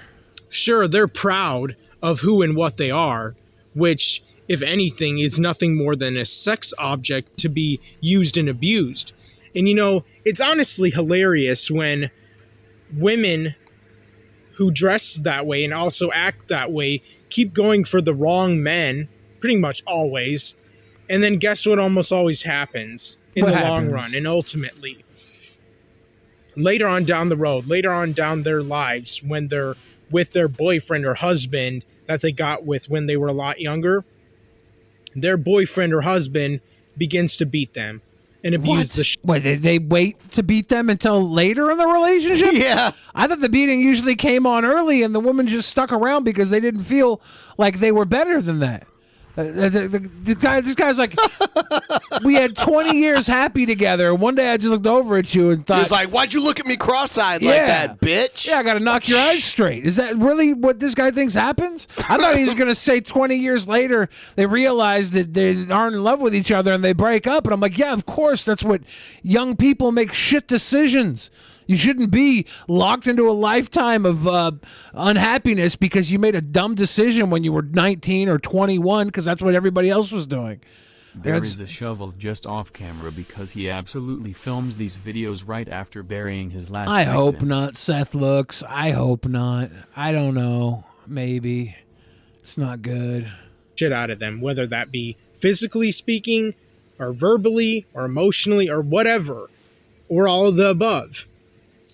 And even after all these stories, all these terrible, horrible, awful, tragic stories of men just abusing the shit out of women, eventually, sooner or later... He's doing the, if I could get a girlfriend, I'd treat her right. There's all these men who get laid all the time that beat the shit out of women.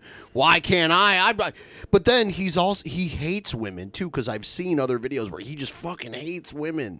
He hates them and blames, like, all of the world's problems on them for being sluts and not being modest enough. When they're together and in a relationship. And yet women never learn from it. They never learn from their mistakes. They just keep on going for those same scumbag type of men, type of guys. They never... Joe's saying that he's in that Home Depot Karen's commune site right now. Can we confirm that? Is this guy is he one of the top tier 4 level that'd be hilarious. Therapy simps that she has? All jokes aside, the last I heard, her family was coming to help her out because she needs help.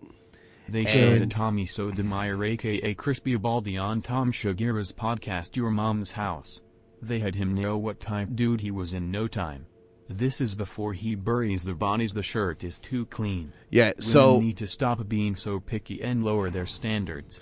Amanda Marie, the Home Depot Karen, I had heard some stuff that her family was making some moves to try to get her some help, and she went silent offline like 4 days ago. Uh-oh. So hopefully her family's getting her help, because obviously she's a sick woman.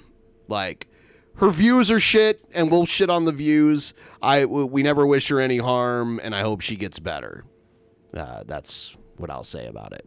Yeah, I hope that she uses some of that OnlyFans money to build a better tomorrow for her and her commune.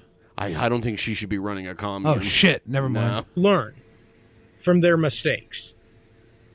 Never do. And it looks as though they never will. So I honestly have absolutely no hope, faith, or trust in women that they will ever change or that they will ever learn from any of their fucking bullshit ass mistakes. Women are just waiting to change. They just have to find somebody worth changing for, and you're not it. Change yourself to be the man worth changing for. But he's such a good guy. He's a good guy in the fact that he keeps his bullshit out in the middle of nowhere. Like, this is a nice good guy thing for him to keep this bullshit out in the woods next to Ted Kaczynski. Please don't mail anything to anybody, you fucking weirdo. Mistakes that so many of them continue to keep doing in their lives. And you know, what just outrages me and makes me furious as hell. What outrages is you? the fact that women don't know what it feels like, never have known what it feels like, and never will know what it feels like to have the pressure and expectation put on their backs or their shoulders, in other words, to be the ones to make the first move on a guy. That's not true. Instead, there's plenty of women who know what that's like. Instead, they have to have the pressure of turning a guy down when he's making that move, and not knowing if they're going to be able to turn him down because he'll be a little too intimidating, a little too forward, a little too predatory. Like this one. There's a whole different level of pressure there that you won't know about. Thank God women have the courage to turn you down so easily. I just hate how he speaks in absolutes, because there's plenty of women that are I mean, like, it's not so much about gender as it's about, like, being extroverted too. Like, part of it's like introverted people have a harder time meeting new people, you know? So that's a bigger factor in it than just gender. To be the ones to approach a man first, to be the ones to do the asking out or the flirting or hitting on the guy or proposing to the guy. Grace says, as a lesbian, ha ha ha ha ha ha ha ha ha ha ha. Good point, Grace. What do lesbians do? Do they just walk around until they bump into each other and get married? Like, if a woman and woman, they're not like, nobody's allowed to ask each other out because they're both women, right? I was confused by that comment. I thought that this guy was just like the pinnacle of stand-up comedy for lesbians. I thought that's what was going on. I thought he just had this humor that was over my head and only lesbians got it. Is that what that meant? Over your head, only lesbians get it. My dick? No. Have never had to go through that. I like how you looked up over your head to make sure my dick was not even in the list. Has it ever been over my head? Like, wait a second. There's no dick there, Billy. I was thinking, Ever, not once had to ever know what the fuck that feels like. Yeah. You don't know what it's like. And again, they never will. To be forced to make a dominant decision. And that is why women just always have had it so easy. Even back then when women were actually, modest and had dignity. Yeah, women had it so easy back then where they weren't even like considered actual citizens and they couldn't vote or own their own property. And if their husband died, they couldn't get remarried, like all of that shit. I do appreciate They had it so easy back then. I do appreciate the modern woman who wants to revert back to that, though. Good for you. How are they modern if they want to revert back to that? Well, they live in the modern times, is the thing, but they still want to be owned and taken care of in that way. Is that what the trad wife is? Is that what they say a trad wife is? Well, trad Catholic wife, yeah. A trad Kathy? A traddy Kathy? Yeah. A chatty Kathy? I mean, hell, even women in Western countries, they dressed modestly. They used to a long time ago. Joe actually is in the chat, and Joe says, lesbians say hi in unison at roller derbies, then the one with longer hair brings a U-Haul over to the home of the girl with the shorter hair. Oh, my God. That's how they... I thought they all drove Subarus. I'll be right back. Grace says, that's a great point. We don't. We're all alone, LMAO, but seriously, that's why gay bars and spaces are very important. I had a gay bar, like a cereal bar, but instead of cereal, it was just gay. It's pretty good. I recommend it to anybody who is on keto and doesn't like cereal. Gay bars are way better. Even in the 70s, women had to get permission from their husbands to get birth control. I went to go see a Latin jazz band on my birthday, Saturday night. It was Pancho Sanchez, and he said when he got married way back in the day, 50 years ago, he was 20 and his wife was 20, but in Los Angeles, LA, Southern California area, you had to get permission from your parents to get married if you were a man under 21, but you didn't if you were a woman under 21. You just had to be 18. So that was kind of strange. Interesting little thing. I did not get micheladas. No, I didn't drink. I didn't have one beverage. I've been eating salad instead of cake. I've been eating salad instead of cake. For my birthday, I had multiple salads. I'm going to a gay bar. This guy's personality comes through perfectly in this still expression right now. I know. He looks like the highlight of his day would be smelling one of his own farts. He's just got that stare on his head like, it's been a shit day, but at least if I can smell my own fart, I know it comes from somewhere. He's one tie and a name tag away from being Mormon.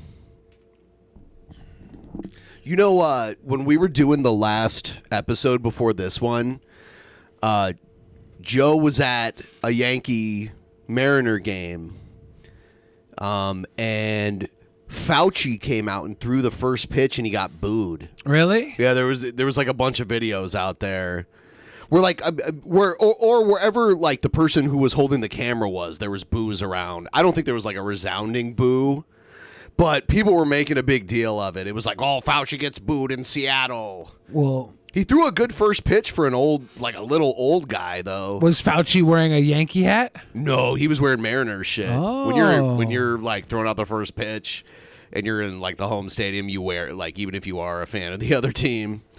Was it the booster night? Everybody got a booster? No, I don't think it had any. He was in town for something else related to his work, but they were like, "Oh, come here and throw the first pitch." So they also acted modestly too. They had dignity. They had decency about themselves. Women way back in the day, and not in the 60s, but like in the 50s, 40s, 30s, 20s. We're talking way back. And how about the 1700s? And like 1900 and 1909. And even further back, obviously. What about the year 500? And of course. Bitches knew their place back then, right? Women were honorable. They were respectable. They were actually the kind and type of women that men wanted to admire. They were honorable and respectable because they got married off before they had time to be dishonored, and they had to be gatekept by a man who basically owned them, and he had to keep her honor by murdering anybody that would dishonor her. You know how many murders there were back in the day? Because somebody had to do the fucking the glove slap, where you take the glove off and you slap, and then you take 10 paces and shoot, and Raymond Burr murders you. I like the whole, if you, didn't like your wife anymore, you could be like, you know what? I think my wife might be a witch. She's definitely holding on to some witchy kind of stuff. Yeah. And then it's like she's getting burned at the stake. But, those were the good old days, right? I have another video from this guy. We'll play a little bit of it. This video is called "I Wish Women Went for Shy, Introverted Virgin Incels" is the title. Hey guys, it's Marshall Mathers IV here, back to you today with another video.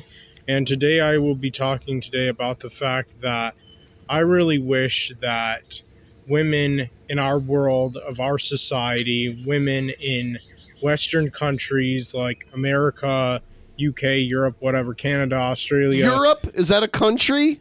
A little country called Europe.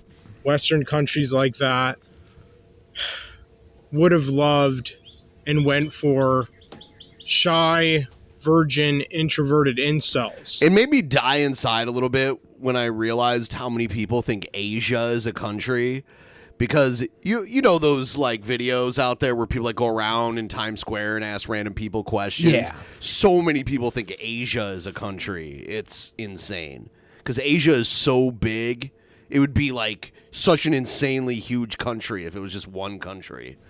I mean, honest to God, the world would have been a much better place if women would have went for us incels. If they would have been attracted to us for any reason at all. Anything, even the slightest thing that they would have been attracted to us for.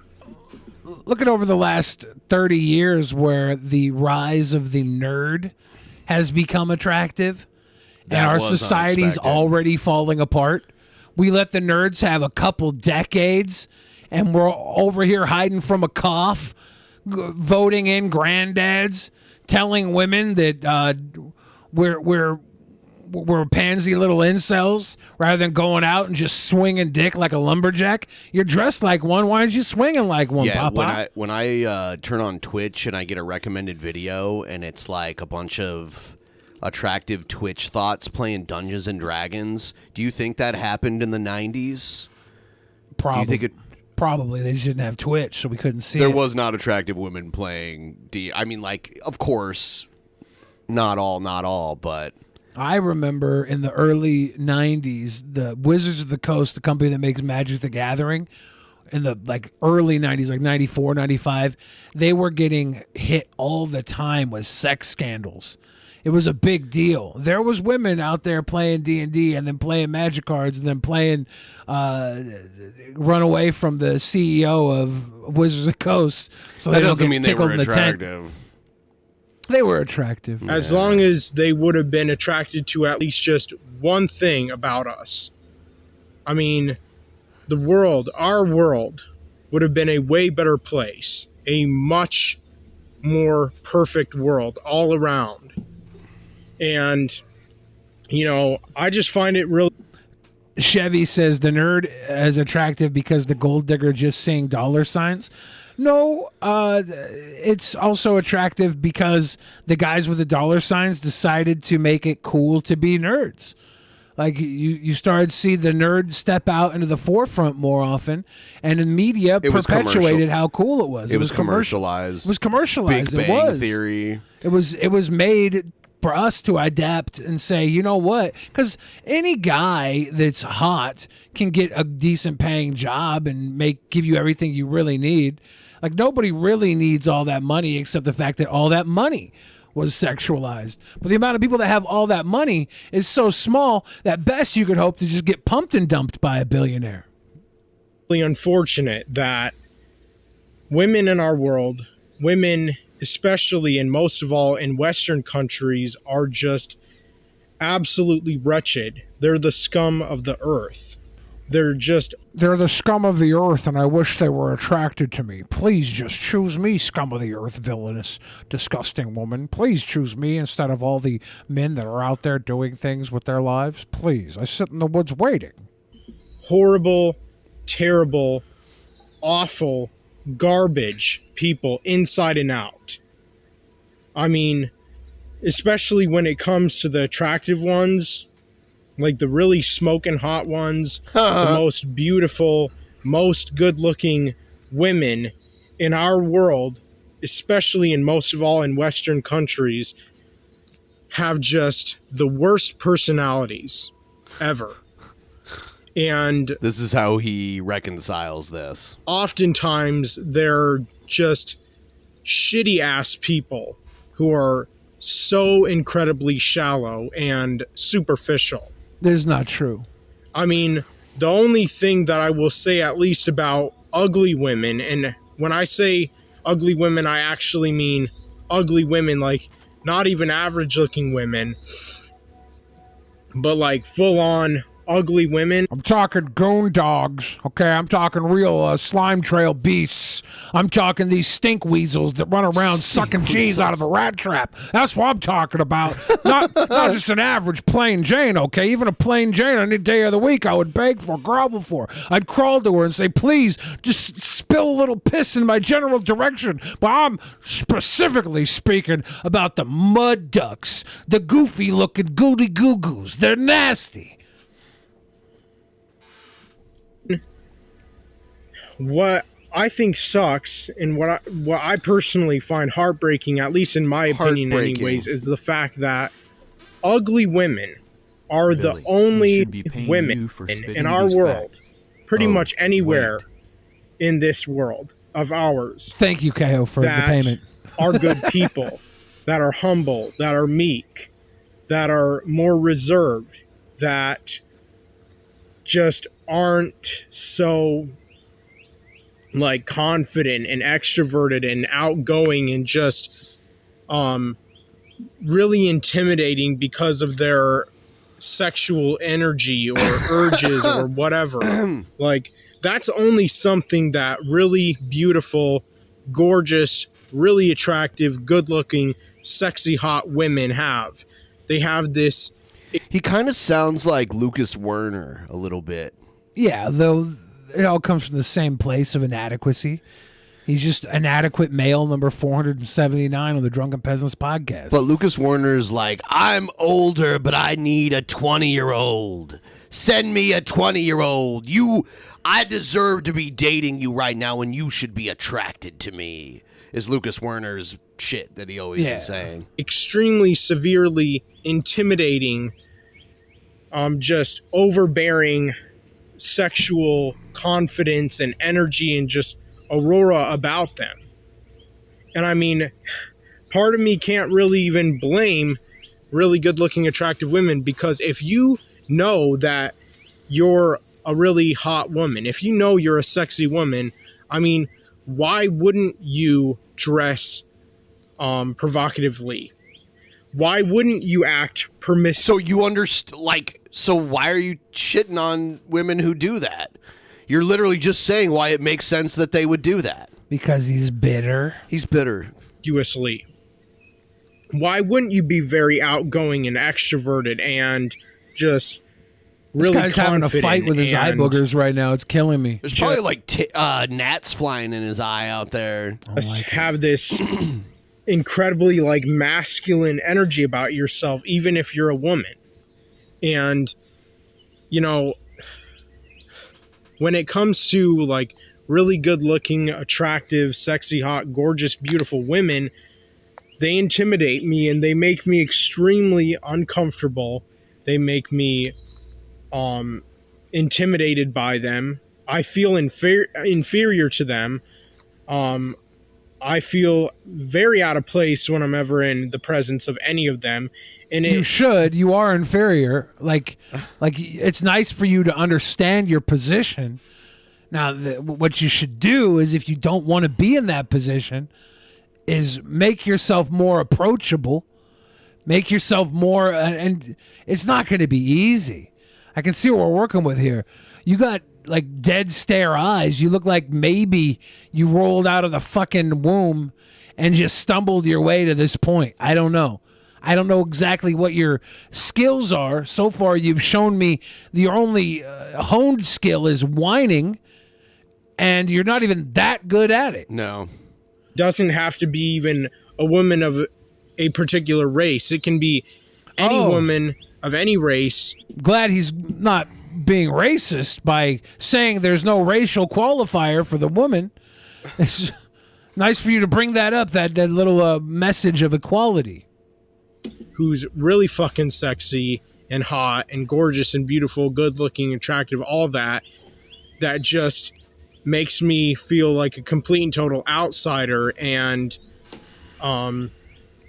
just like I'm out of place, and that I don't even like deserve to be in the presence of one, and that I'm just very uncomfortable, uneasy, stressed out, intimidated by them, and like I said and stated before, inferior to them. And You know, but even when it comes to those women, you know.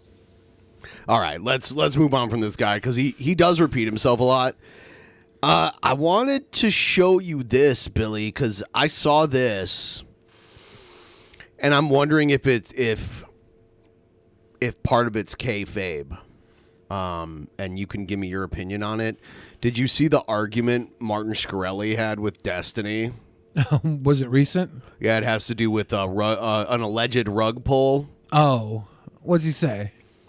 Well, did you hear about it? Allegedly, people are saying Martin Shkreli did a rug pull. Martin says he was hacked, which is usually a horrible excuse. He told me he was hacked recently. Yeah. $450,000.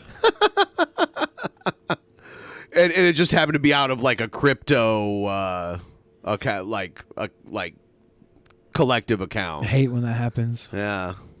And you're fucking clueless. That's why. Then you have to use some fucking amount of inference to determine the facts here. And what do you think's more likely? That a guy that just came out of prison for securities fraud is defrauding people, or that you just happened to download a bad porn file and lost $400K overnight? I don't know, dude. You tell me. Listen, if everything you're saying is true, then you have the videos. You've got. All right, so I'm gonna get into it like when they first bring him on. Let's see. Vai necesita cerrar su boca porque él es un pinche pendejo. Oh my god. I know what that means. All right, let's see. Yeah, Martin comes in hot. Anything again? Yeah, like that to me is worse than the actual scam. Like if you were actually that technologically inept, that's wild to me. But Steve. Hey, what's up, buddy? Because they had Martin had done an interview with Destiny like right after he got out. He was like the first person he talked to. I thought we were friends. Yeah, well, I mean, yeah, sure, but I mean, what do you want me to say? How about I know Martin and I don't think he'd do something like this. I don't know you well enough to know if you'd rug pull or not. Damn, I've only talked to you like 2 times. The facts. I spent the last 8 weeks of my life in this software. I have 15 people working for me. I interviewed 25 VCs for funding. You think I would do this to myself? I have no idea. That's a lot of work to put in to lose $400,000 of coin on like an unsecured machine. I don't know what you want me to say, dude. Damn. Well, why don't you use your common sense? Well, I use my common sense. Common sense shows that either something nefarious happened or something was so unbelievably, like, just unimaginably incompetently handled that it's like, holy shit. Are you victim blaming me for fucking, losing, for getting hacked? Which is it? You didn't get hacked. You downloaded a rat from a public porn site. So those are 2 way different things, right? Now I downloaded a rat. I would feel like Martin Shkreli would be smart enough not to download a rat from a porn site. I mean, he's been in jail for 5 or 6 years. He probably might not have known what he was going into because he's just getting back out of the water. He has had a learning curve re-entering society. Before you said it was a rug pull. How do you think those 2 things are mutually exclusive?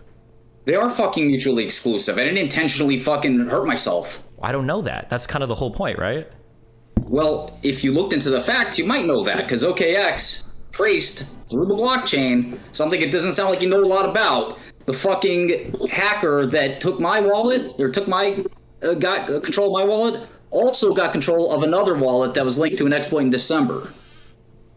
How do you think that? How do you think that? Research and asking, and you fucking know me, dude. I don't know why you think any of those things contradict anything that I possibly said earlier, but I mean, like, it's. You're suggesting that I committed a fucking federal crime. I didn't suggest. I mean, you have before, right?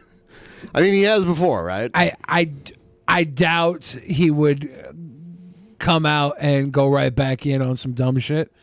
But that's the Martin I know. I would. I mean, I would he went into prison and got caught having a phone in there. Yeah, but that's stayed in longer because of it. So many people have phones in prison. It's not what I'm talking about. I'm saying, yeah, and so many people get out of prison and go right back in because that's how they are. So yeah, if we're doing the so many people thing, yeah, I agree. Yeah, having many a phone people in prison is illegal, but it's not. It's not. So many people in uncommon. prison do dumb shit that get them either back in prison or keep them in prison for longer. And I yeah, agree. you gotta make a shank in prison. You gotta have a knife or a sword or a bone crusher to protect yourself. It's not surprising that someone who was just in prison that got out might do something pretty quick to get them put back in. Not Martin.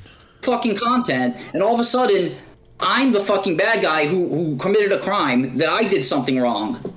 Meanwhile, I'm the one who lost money. My employees are the ones going to suffer. My fucking project suffers. And you're fucking rubbing salt in my wounds and accusing me of doing it? So I'm not rubbing salt in your wounds. I'm just reacting to the news online. I see something that comes off, and I just give my reaction to it. If you have an issue with it, you can always provide a counter statement, or you give your reaction to it. I have a fucking issue with it, and I'm letting you know that you're an asshole for fucking going with the narrative that was immediate instead of thinking about it and saying, gee, the consequences of this seem pretty significant. Martin's got a big project ongoing. What should I do? Should I think about it, or should I just react like a dickhead? I mean, I thought about it. It looks pretty bad. I don't know what other thoughts I'm supposed to have about it. I got my entire wallet taken by a fucking remote access device. Yeah, that's pretty shitty. I don't know what you want me to say, my dude. How about that sucks for Cr1TiKaL instead of, gee, I wonder if he fucking fucked over his partners. It does suck for Cr1TiKaL. And I wonder if he's going back to jail. That he'd come out of jail and want to go right back.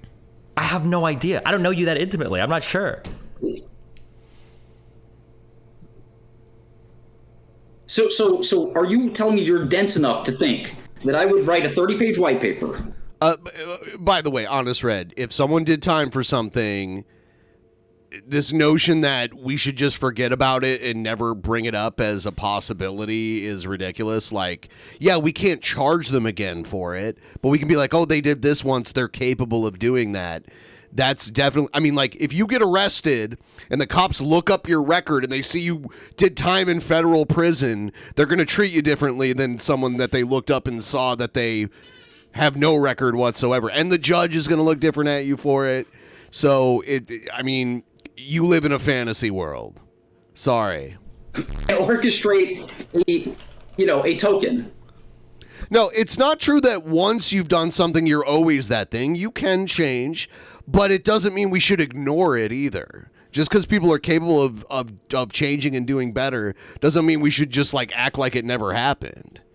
Sell it all myself in the middle of the night because that's a good idea. Wake up, start hell, go to law enforcement, go to my partners, and you have that opinion. You don't want to do any research on this. You just want to be like, oh, I'm just going to react.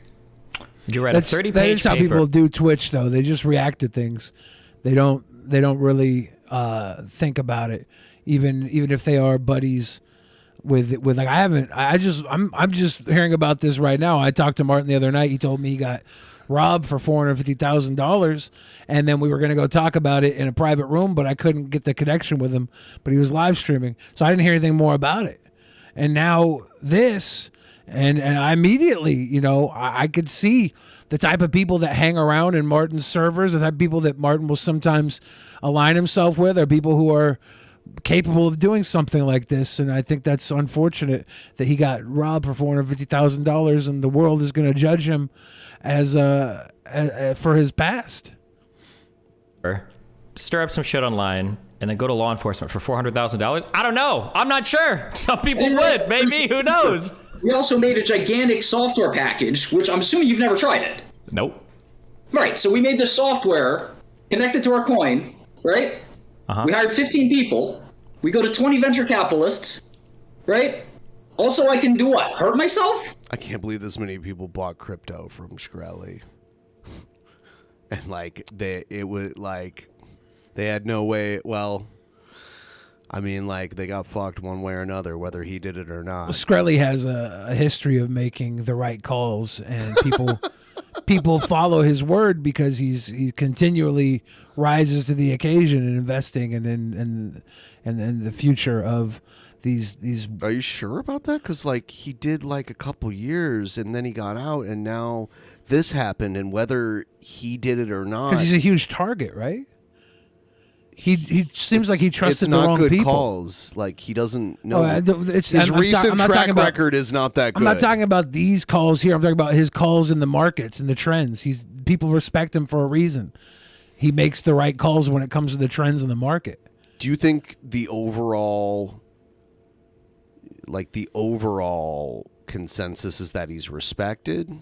No, not by the overall people, but by the people in the industries that understand. By the people who lost their money because either he got hacked, so he doesn't understand simple security, or he just like rug pulled on everybody. It's one or the other, right? Yeah, those people obviously have to feel great distrust in so him the right people now. that did respect him and knew and trusted him to know what the fuck was going on, like you said, they were wrong for doing so. I mean, for one reason or another. Mistakes were made. Of course, that happens all the time.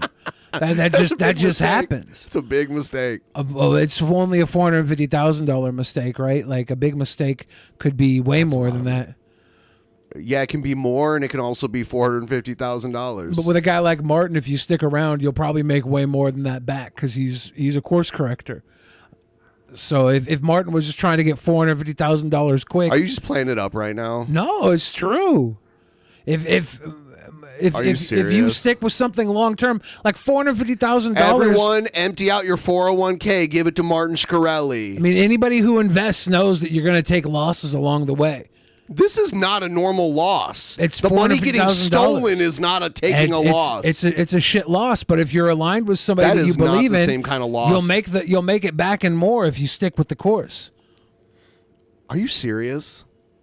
If you believe in it, that's how investment works. That's no. Investment doesn't work if you believe in it. That is not what makes it worse. No, people invest in things because they believe in them. This isn't flying in Peter Pan books. That's 100% why people invest. You just think happy thoughts and then it goes up. They believe in something. That's literally how this works. You can believe in this all you want, and then Martin Cr1TiKaL is going to pocket it, or he's not going to understand like early 2000s internet security and get all the money stolen. He said somebody, screen grab? Is that what it was?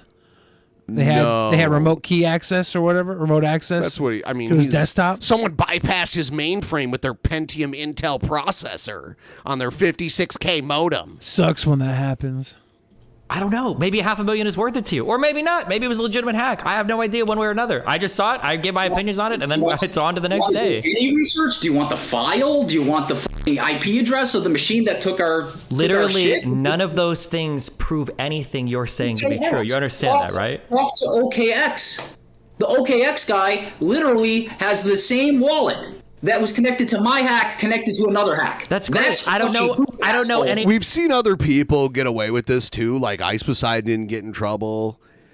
Like this is kind of a tough thing to prosecute at this point anyway. So someone used a rat remote access tool. It is possible, but it's also a good excuse because it can't be disproven. I mean, if it's a scam, it's a scam. Yeah, I don't that's why like I'm totally like I believe like I'm fine with you saying that like he didn't do it because like that is possible. But Martin Cr1TiKaL is a good long-term investment. That statement is like I could not disagree more. Well, I know a ton of people who look up to Martin. That's usually what you fall back on is people you know. Like a ton of people tell me that this happened. Well, yeah, because a ton of people that are in that world respect him for what he does and what he's done. Well, look what they get. They get a small like. How many people do you think lost money in this? It was $450,000. Right now, your question relies on 100% speculation. You think it's 450 people that lost $1,000? I don't know. We don't have that information. So like this avenue we're going on doesn't really go anywhere because it's going to be a guess from either of us. But I do know that anybody who's investing, they know that they take these hits and they continue investing and they make up for them because they Martin follow. Cr1TiKaL. Maybe that could be the way out. You don't know. I know more about Martin than you do. That's why I'm surprised you're saying this. I don't know. That's okay. Well, if you think that's proof, that's fine. Then you publish it, and then people like me look like an idiot. And then it's like, wow, look, Destiny commented on something he has no idea about, and Cr1TiKaL 100% cleared his name. It's as easy as that. It's a big W for you. The point is that there's a community of content creators, of which I thought I was a partner with you in, that we were like loose associated friends because we've done a few interviews together. As soon as I come out of jail, I do an interview with you. I would think that you would be like, hey, Martin, Is there something I could do here to help you clear your name? Like, do you have any evidence, like a smoking gun, like this OKX guy? The one, the OKX guy is not a smoking gun. Two, I value my integrity. How is it not a smoking gun? Stop right there. How is it not a smoking gun? I don't know your connection to that guy. I don't know if you reached out to him behind the scenes. I have no idea. At Blake Cohen, CFE, he works for and represents one of the major centralized exchanges called OKX. At Blake Cohen, CFE. We're talking to law enforcement. I have an interview. Oh, I see Fat Pat in the chat. How about that? Do you have any evidence? Who's he asking? Hold on this. You think that I'm making this up? Well, if you're for $400,000? If I don't know, I have no idea. If you're not, then you're fucking clueless. That's why. Then you have to use some fucking amount of inference to determine the facts here. So, like, I haven't heard a lot of him. So it almost seemed, and you told me he was like a wrestling fan. It almost seems like he's working this, like the way he's being, like it's almost like over aggressive. It might be the way that he gets it gets into his comfort zone to have a conversation like this too. Could be a cadence thing because he's obviously going head to head. He knows like there's theatrics when you're on the stream to get your point across, right? He wants to make sure that he's not coming off as weak at all with Destiny, who can very much take a conversation any direction he wants based off of his skill set and talking. Yeah. So Martin could be going into a little bit of a wrestler promo here to make sure that his words get out the way he wants them to get out. That could be a thing he's using. Yeah, I would also be butthurt if I lost almost $500,000 too, like, especially when most of it wasn't mine. If he really felt like he was a comrade of Destiny, this would probably hurt knowing that somebody would say these things about you, but this also might be a little theatrical as well. I don't know why he would assume that because they don't have much of a history. There was like an interview, maybe some private. It was the first interview when he got someone out of prison, right? Like he gave it to Destiny. He knew that Destiny has a huge platform. And Mr. Girl has been going around Martin's Discord trying to get interviews, and Martin hasn't given Mr. Girl a interview yet. I don't think. Maybe he has. That a guy that just came out of prison for securities fraud is defrauding people, or that you just happened to download a bad porn file and lost $400,000 overnight? I don't know, dude. You tell me. Listen, if everything you're saying is true, then you have the videos, you've got the receipts, and then either way, it's bad. Like either you stole it, which is worse, I will agree, but or you just suck so bad at security, like you deserve to be sued if you lost that much money. That was other people's money. Like, he probably had a good stake in it, but I would say even by and large, he didn't have even more than half of it. Like, so it's either a crime or negligence that you deserve to pay people back for.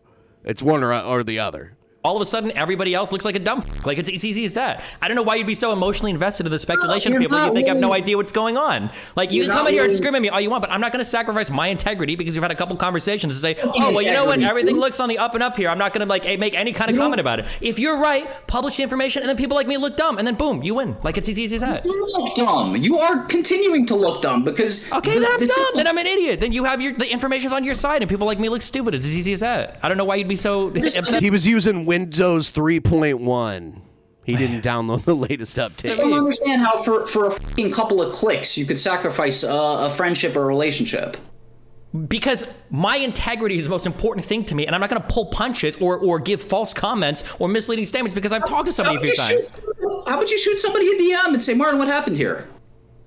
Because the information was public enough that I'd seen it. I don't know if when you're telling me things like I have the IP address in the file, and when you're telling me that you've downloaded a torrent and gotten a rat on your machine, I don't know if you have the sophistication to even clear your own name here. I don't know, reaching out to you is something that helps. I have a solid state drive forensically preserved. I have 2 outside forensic firms. I have a fucking law firm. You could have talked to any of those people. None of that has anything to do with contradicting my earlier story. If a friend planted the rat or uploaded that torrent 3 days before you downloaded it like it did, and they were the one behind the machine in whatever country they're in, then none of that stuff that you just said matters. Use Occam's fucking razor. Like, do you really think that we'd contrive such a wild fucking crazy conspiracy in the face of potential law enforcement action that wouldn't get caught somehow? How much? I don't know. Maybe it is actually public because it was a federal trial. Like, how much of his net worth got taken from him I don't know. There's been a Did lot he come out to money? Like, there's been a lot of saying that there was fines and stuff that happened. So I don't know the exact amount. They took his Wu-Tang album, right? And I believe he sold that. He was allowed to sell that in order to pay back assets. So I guess he set up the deal to sell it. So they didn't technically take it, but they took the money from it. Yeah. Yeah. Yeah, it's not even that wild. I don't know for 400. Because that's the only reason they would care about it anyway. They don't want to sit and listen to it. They just want the value of it. Hey, maybe you would. I don't know. I have no idea. But if you wouldn't, then you release the information and you look good. That's it. Dude, I bought rap albums for more than that. Oh my God, what a coincidence. What is wrong with you? Think. It's not 400 million. It's 400K. I also talked to every single fucking VC. Andreessen Horowitz, Paradigm, Dragonfly, you name it. Every single VC went out and pitched our story. We're raising financing. We literally are raising financing as we speak. We go to VCs. While we did this, we're going to close the financing in the next couple of weeks. We're going to put out a press release. We did our seed financing for millions of dollars. Is that going to mean anything to you? Well, maybe. No, it's not still at all. possible. Not at all. Maybe you guys restore your liquidity possible. pools. Maybe enough people think everything. Maybe you really did get hacked and it doesn't matter. Then it's just a blip in the radar and you keep trudging forward. Are you like a QAnon believer? Are you that stupid? Am I Do that you have zero business experience that you? These are all good questions, Martin. You literally just came out of prison. What, are you stupid? Are you stupid? From securities fraud, and you're involved in a rug pull. I've seen people with more to lose throw it away for less of a rug pull. I don't know if you, but if you didn't do it, if you didn't do it, then you publish information, you keep moving forward, and who the fuck cares what loser internet people speculate on? It's that easy. He cares because he felt a connection to you, Destiny. He feels betrayed. I'll be right back. And I understand feeling that betrayal doesn't absolve him of his mistake, obviously. He made a mistake, and he's going to rebuild upon that. The greatest people on earth will make mistakes. I feel like the mistake has been made, and we'll see the course correction. We'll see the people who stuck by Martin will be happy to make more money. And those that fell off will look at Martin and blame him for their part in the losses, and they'll probably continue to be poor and sad. But all the others will be rich and victorious, showering of the money in the Cr1TiKaL bucks. Low stake. Mr. Garrick says Billy defends monsters. You guys create monsters. I defend friends. Cr1TiKal's family has money trees in their backyard. Good. I hope they grow into a nice little sweet bush. Maybe he is incompetent. I mean, maybe he's a huge target too. Maybe he had a slip up. I know people personally. I know people that are in the hacker world who have attempted to make their way into Martin's good graces and gain trust to exploit him in the past. Unfortunately, he puts himself out there in the public eye and increases his ability to possibly be exploited. Thank you, Honest Red. Sometimes I feel like Honest Red's the only voice of reason here. Except when he disagrees with me. Show me a tree, become a non-tree, a sweet bush. I got a sweet bush. I really love your peaches. Let me shake your tree.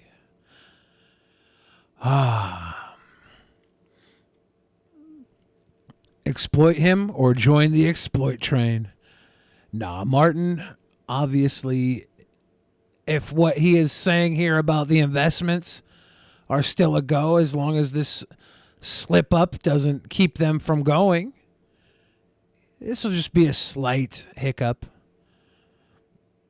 An unfortunate speed bump on the trail to his further successes. Hawkeye says, I got to break it to you, boy. I'm done telling you that you're brilliant. Who are you? Who are you done telling they're brilliant, Hawkeye? Who are you trying to tell they're brilliant? You can't tell a brilliant person they're brilliant and have any meaning towards it. Because if you're telling a brilliant person they're brilliant, you're simply stating an obvious truth. You have no stake in that brilliance of yourself except that you recognized the great brilliance from which you commented on. So if you're aiming that towards me, your ability to see brilliance does not quantify my actual brilliance. Is this what I came back to? Yeah, welcome back. Okay. I did Great. publish information. The point is, people like you fucking hit and run when it comes out, and you ignore the information, and you don't give a shit because it doesn't matter to you. You get a couple extra clicks. That's not integrity, Steve. What integrity is you're willing to follow the fact pattern. You're willing to stand against the tide and say, gee, now after looking at this evidence, it seems like the guy got hacked. That's what this guy, whatever his name is, Only Gamers, Ordinary Gamers, that's what he did. He took his shitty old video down. He said, sorry, Martin, you're right. You did get hacked. I looked into this. Wait, was this after you threatened to sue him? Yeah, and I'm threatening to sue you too, asshole. Well, then, I'm threatening to sue you too, asshole. What the fuck? Do you really think that shows somebody's on your side? Do you really think you got them to walk back their opinion in a healthy manner because you're running around threatening to sue everybody?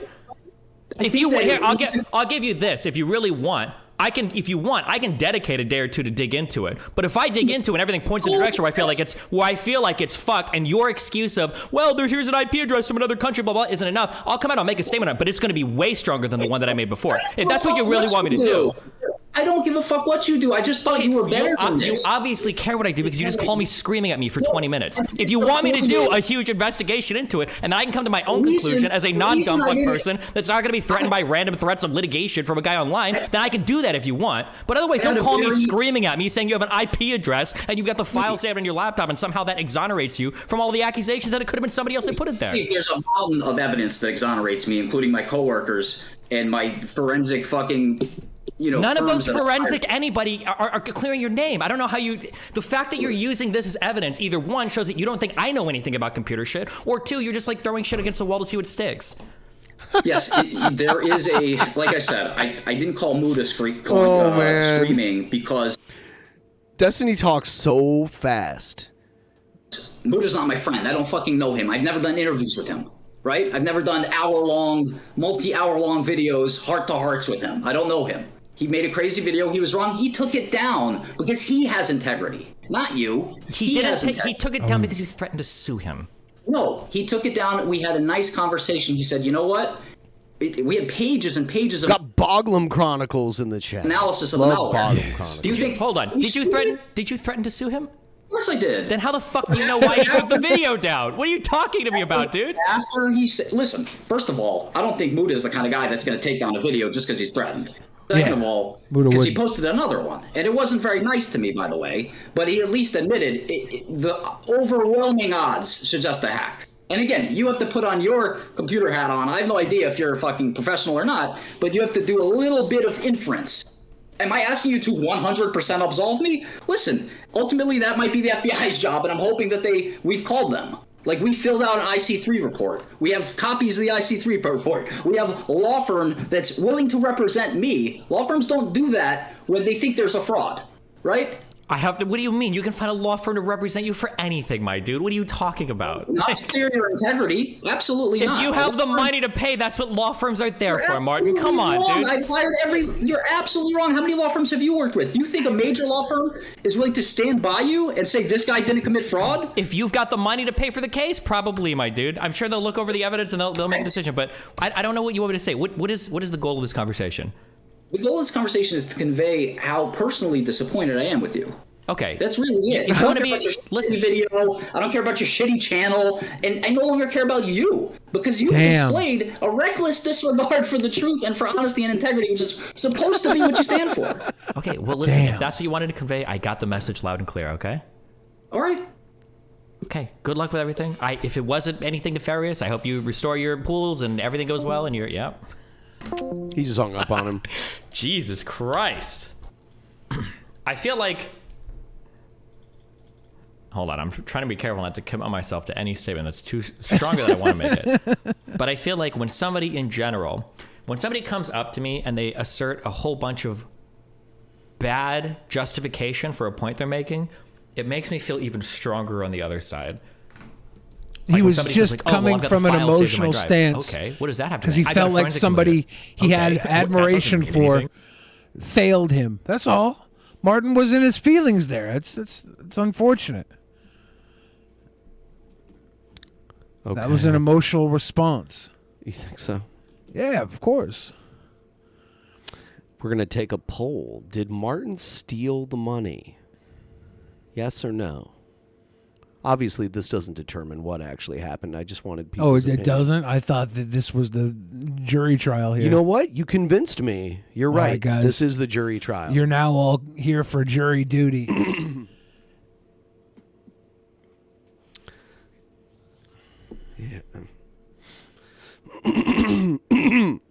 It was, I didn't do it myself. I downloaded that thing. Okay, like all of this stuff could have been done beforehand, right? If you had a friend that was behind the rat, right? You realize like literally everything. But that might be the hardest bridge nuke we've ever done in our entire lives. Too bad. Yeah, they could have been like the mega powers. They stayed together forever. Right? Would have been a dynamic duo. Yeah. Shit. So we got like 10 minutes or so left. We're not going to get to it today, but did you see the compilations of, Lala, right? Yeah. From IP2. Elisa wrote a song about her and how she sucks and how she's dumb. And like they kept playing it on TTS whenever she was around, and she freaked out. Did you ever see those? No. She freaked the fuck out. Cute. Yeah. I don't really know Lala at all. She wants to be on the show. She contacted me and wants to be on the show. Actually, she made a video saying she needed to talk to you. Uh-oh. Yeah. Didn't see that one either. It's a video where she's like driving and she's like, I gotta meet Billy the Fridge. Uh-oh. I don't want people to know I'm the real father. Shane M. Grazie. Molto buona. Thank you. I got this little puppy and like she sits and waits by the door out there for me sometimes. And she was waiting. So I brought her in, but now she's in my lap. And it's kind of weird because I have to hold my legs together. I can't man spread at all. You could. No, she'll fall. Just get a hard on. No. She'll hook around it.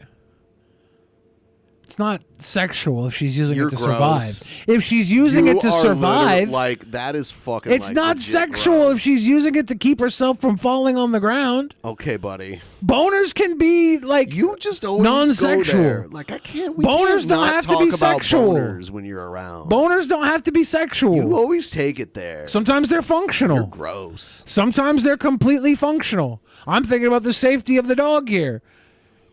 I don't need people sexualizing the safety of a dog.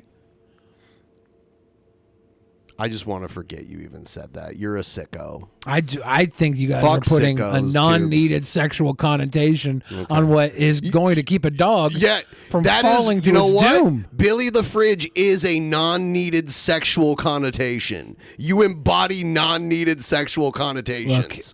You find a way to put a non-needed sexual connotation into anything you hear. If a dog when you hear something, that's the first thought you have. If a dog is going to fall to its doom and my boner is the only thing to save it, I'm proud to have a boner. You're a non-needed proud to have a boner if it's the only thing going to save a dog. How old is that dog and are you related? Non-related, of age, and dog years, okay? But bestiality is one of the things King Cobra talks. But this is non-sexual. This is simply... Dude, you told me to hold my dog up with an erection. And yeah. It's not sexual. Dude, there's no way you can walk away with that. What do you mean?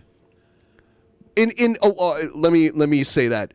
There's no way you can walk away from that in other people's minds. I know in your mind, anything to like get away from you doing anything wrong, if you you'll were gonna figure it out. If you were gonna fall to your doom, you're a sicko. If you were gonna Fuck fall to your doom, sickos. and I had my Fuck hands full with sickos. 2 delicious sandwiches, and the only thing for you to grab and hold on to was my penis, I would want you to be safe. A weird I would want you to be safe. fantasy you've created. This is not a fantasy. Yes, it is, because it's not reality, and that's the other side of the coin. I made this argument the other day. That's fair, but it's not a fantasy. It's just it's an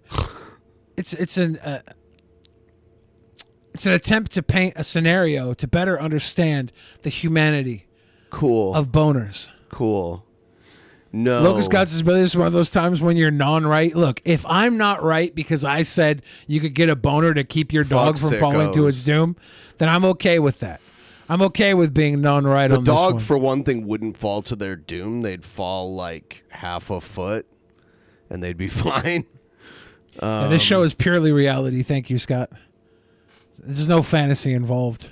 This is all reality.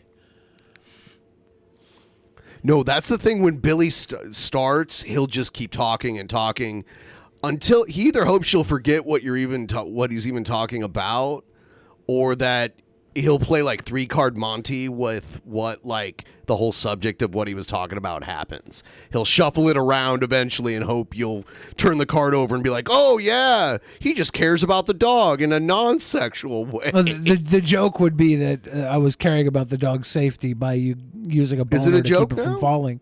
Well, I mean, the idea that no, the idea You that your wanted me to boner, hold- the idea that your boner would even be capable of holding Oh, up it would. a dog. Oh no, that was never a joke. The joke was that your boner is incapable of holding up a dog. No, that's how I knew you were being sorry, serious. Ben. I'm sorry, Ben.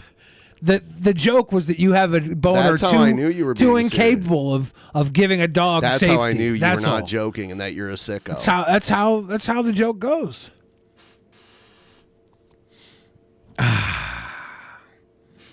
Goldie Fawn says, hold on, this is a comedic podcast. Anytime we say anything that could get us canceled, it was a joke. People are saying the joke is just bad. Who? That's almost who is almost like Shabisky's what? I don't see anybody saying that. Dragon Man Firebane says, Billy, the joke sucks. That was after you said the joke is bad. Hawkeye saying this after. They're obviously following your lead to troll me. Okay. This was an investigative journalism podcast until Ben brought his dog into it. This isn't the fucking. I was just saying this it isn't the sucks. mystery machine. Your dog's not Scooby-Doo. Your dog can barely survive in a bonerless lap. If my dog was Scooby-Doo, it'd be a lot bigger. It'd be like a Great Dane, right? Yeah, and then there's no way your dick could hold up a Great Dane. There's no way. Okay. I'll give you the benefit of the doubt with the Chihuahua. Maybe you have the sexual virility in that boner to hold up a small animal, but never a Great Dane. Ever. I wouldn't normally have a boner with a dog in my lap. Well, that's good to know. But it's questionable why you think I would, and I'm like, Because you brought up that you can't man spread. Yeah. And so my next progression was to say, if you just got a boner, you could hold the dog up with the boner. Do you very- routinely hold dogs up with your boner? Because you No. normally speak from experience. So I would venture to assume that you are speaking from I think experience. it's pretty safe to say I've said things that are impossible to experience. I think I come from every facet. There is no usually with me. It's all unusually. You come from every phallus. It's all unusual with me. See, that's what I'm talking about, the 3-card Monty thing that he just did there. What happened to Billy on Like, his what the time fuck was off? that? I'll tell you what happened. I didn't have a Chihuahua in my lap. No. So I wasn't prepared to have this conversation about man spreading that Ben brought up. Okay. That's what happened. Ben's always setting these traps. I was just talking about how my legs were I was getting tired from having to like hold my legs directly together so the always puppy trying to didn't fall trap through me, my man. legs. You're always I try and offer an alternative method because all I want to do is fix your problems. And now I'm stuck in a sicko scandal, the like of which the internet has never seen. I make Whitney, Wisconsin look like Whitney, Washington. Wisconsin. All the food in that fridge is rotten and spoiled. See, this is my downfall arc. But that's okay. Because the one thing I never needed was anybody's approval.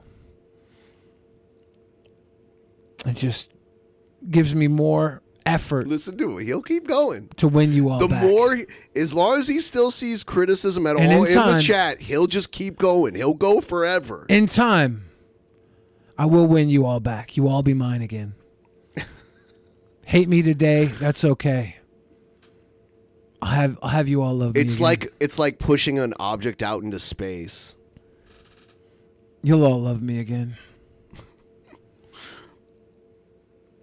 Ben and his bestiality traps. This always happens. What? Ben spent the entire week thinking of a way to catch me in this bestiality trap. He's like, you're gonna take some time off, Billy, for your birthday. And it was all so we could devise this plan. Son of a bitch. Yes. So you've ruined me, Ben. It's kind of like when I tricked Paul into playing Mortal Kombat with me. It's kind of like that. I knew he didn't know how to do a backwards Hadouken and that he'd be humiliated. He's been doing a backwards Hadouken since 1992. You knew it. I will rise again. Thank you, Patrick. Fat Pat, you know.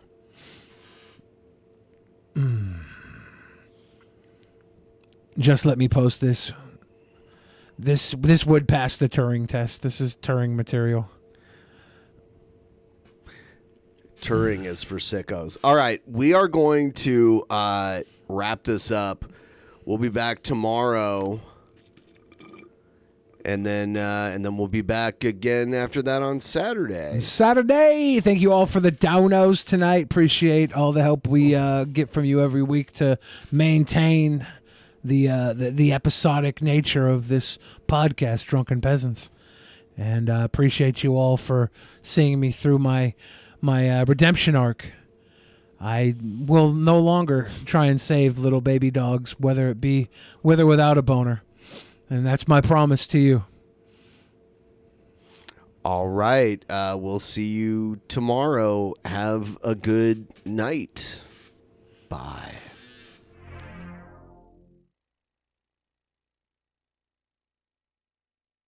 In the beginning, there was nothing. And then there was the Drunken Peasants Podcast. Drunken Peasants. Drunken Peasants. Drunken Peasants. Drunken Peasants. From the strangest corners of the internet, gonna get TP'd by Billy and Ben. You know where you can find them at. Get ready, cause they're gonna kick your... Drunken Peasants. Drunken Peasants. Drunken Peasants. Drunken Peasants.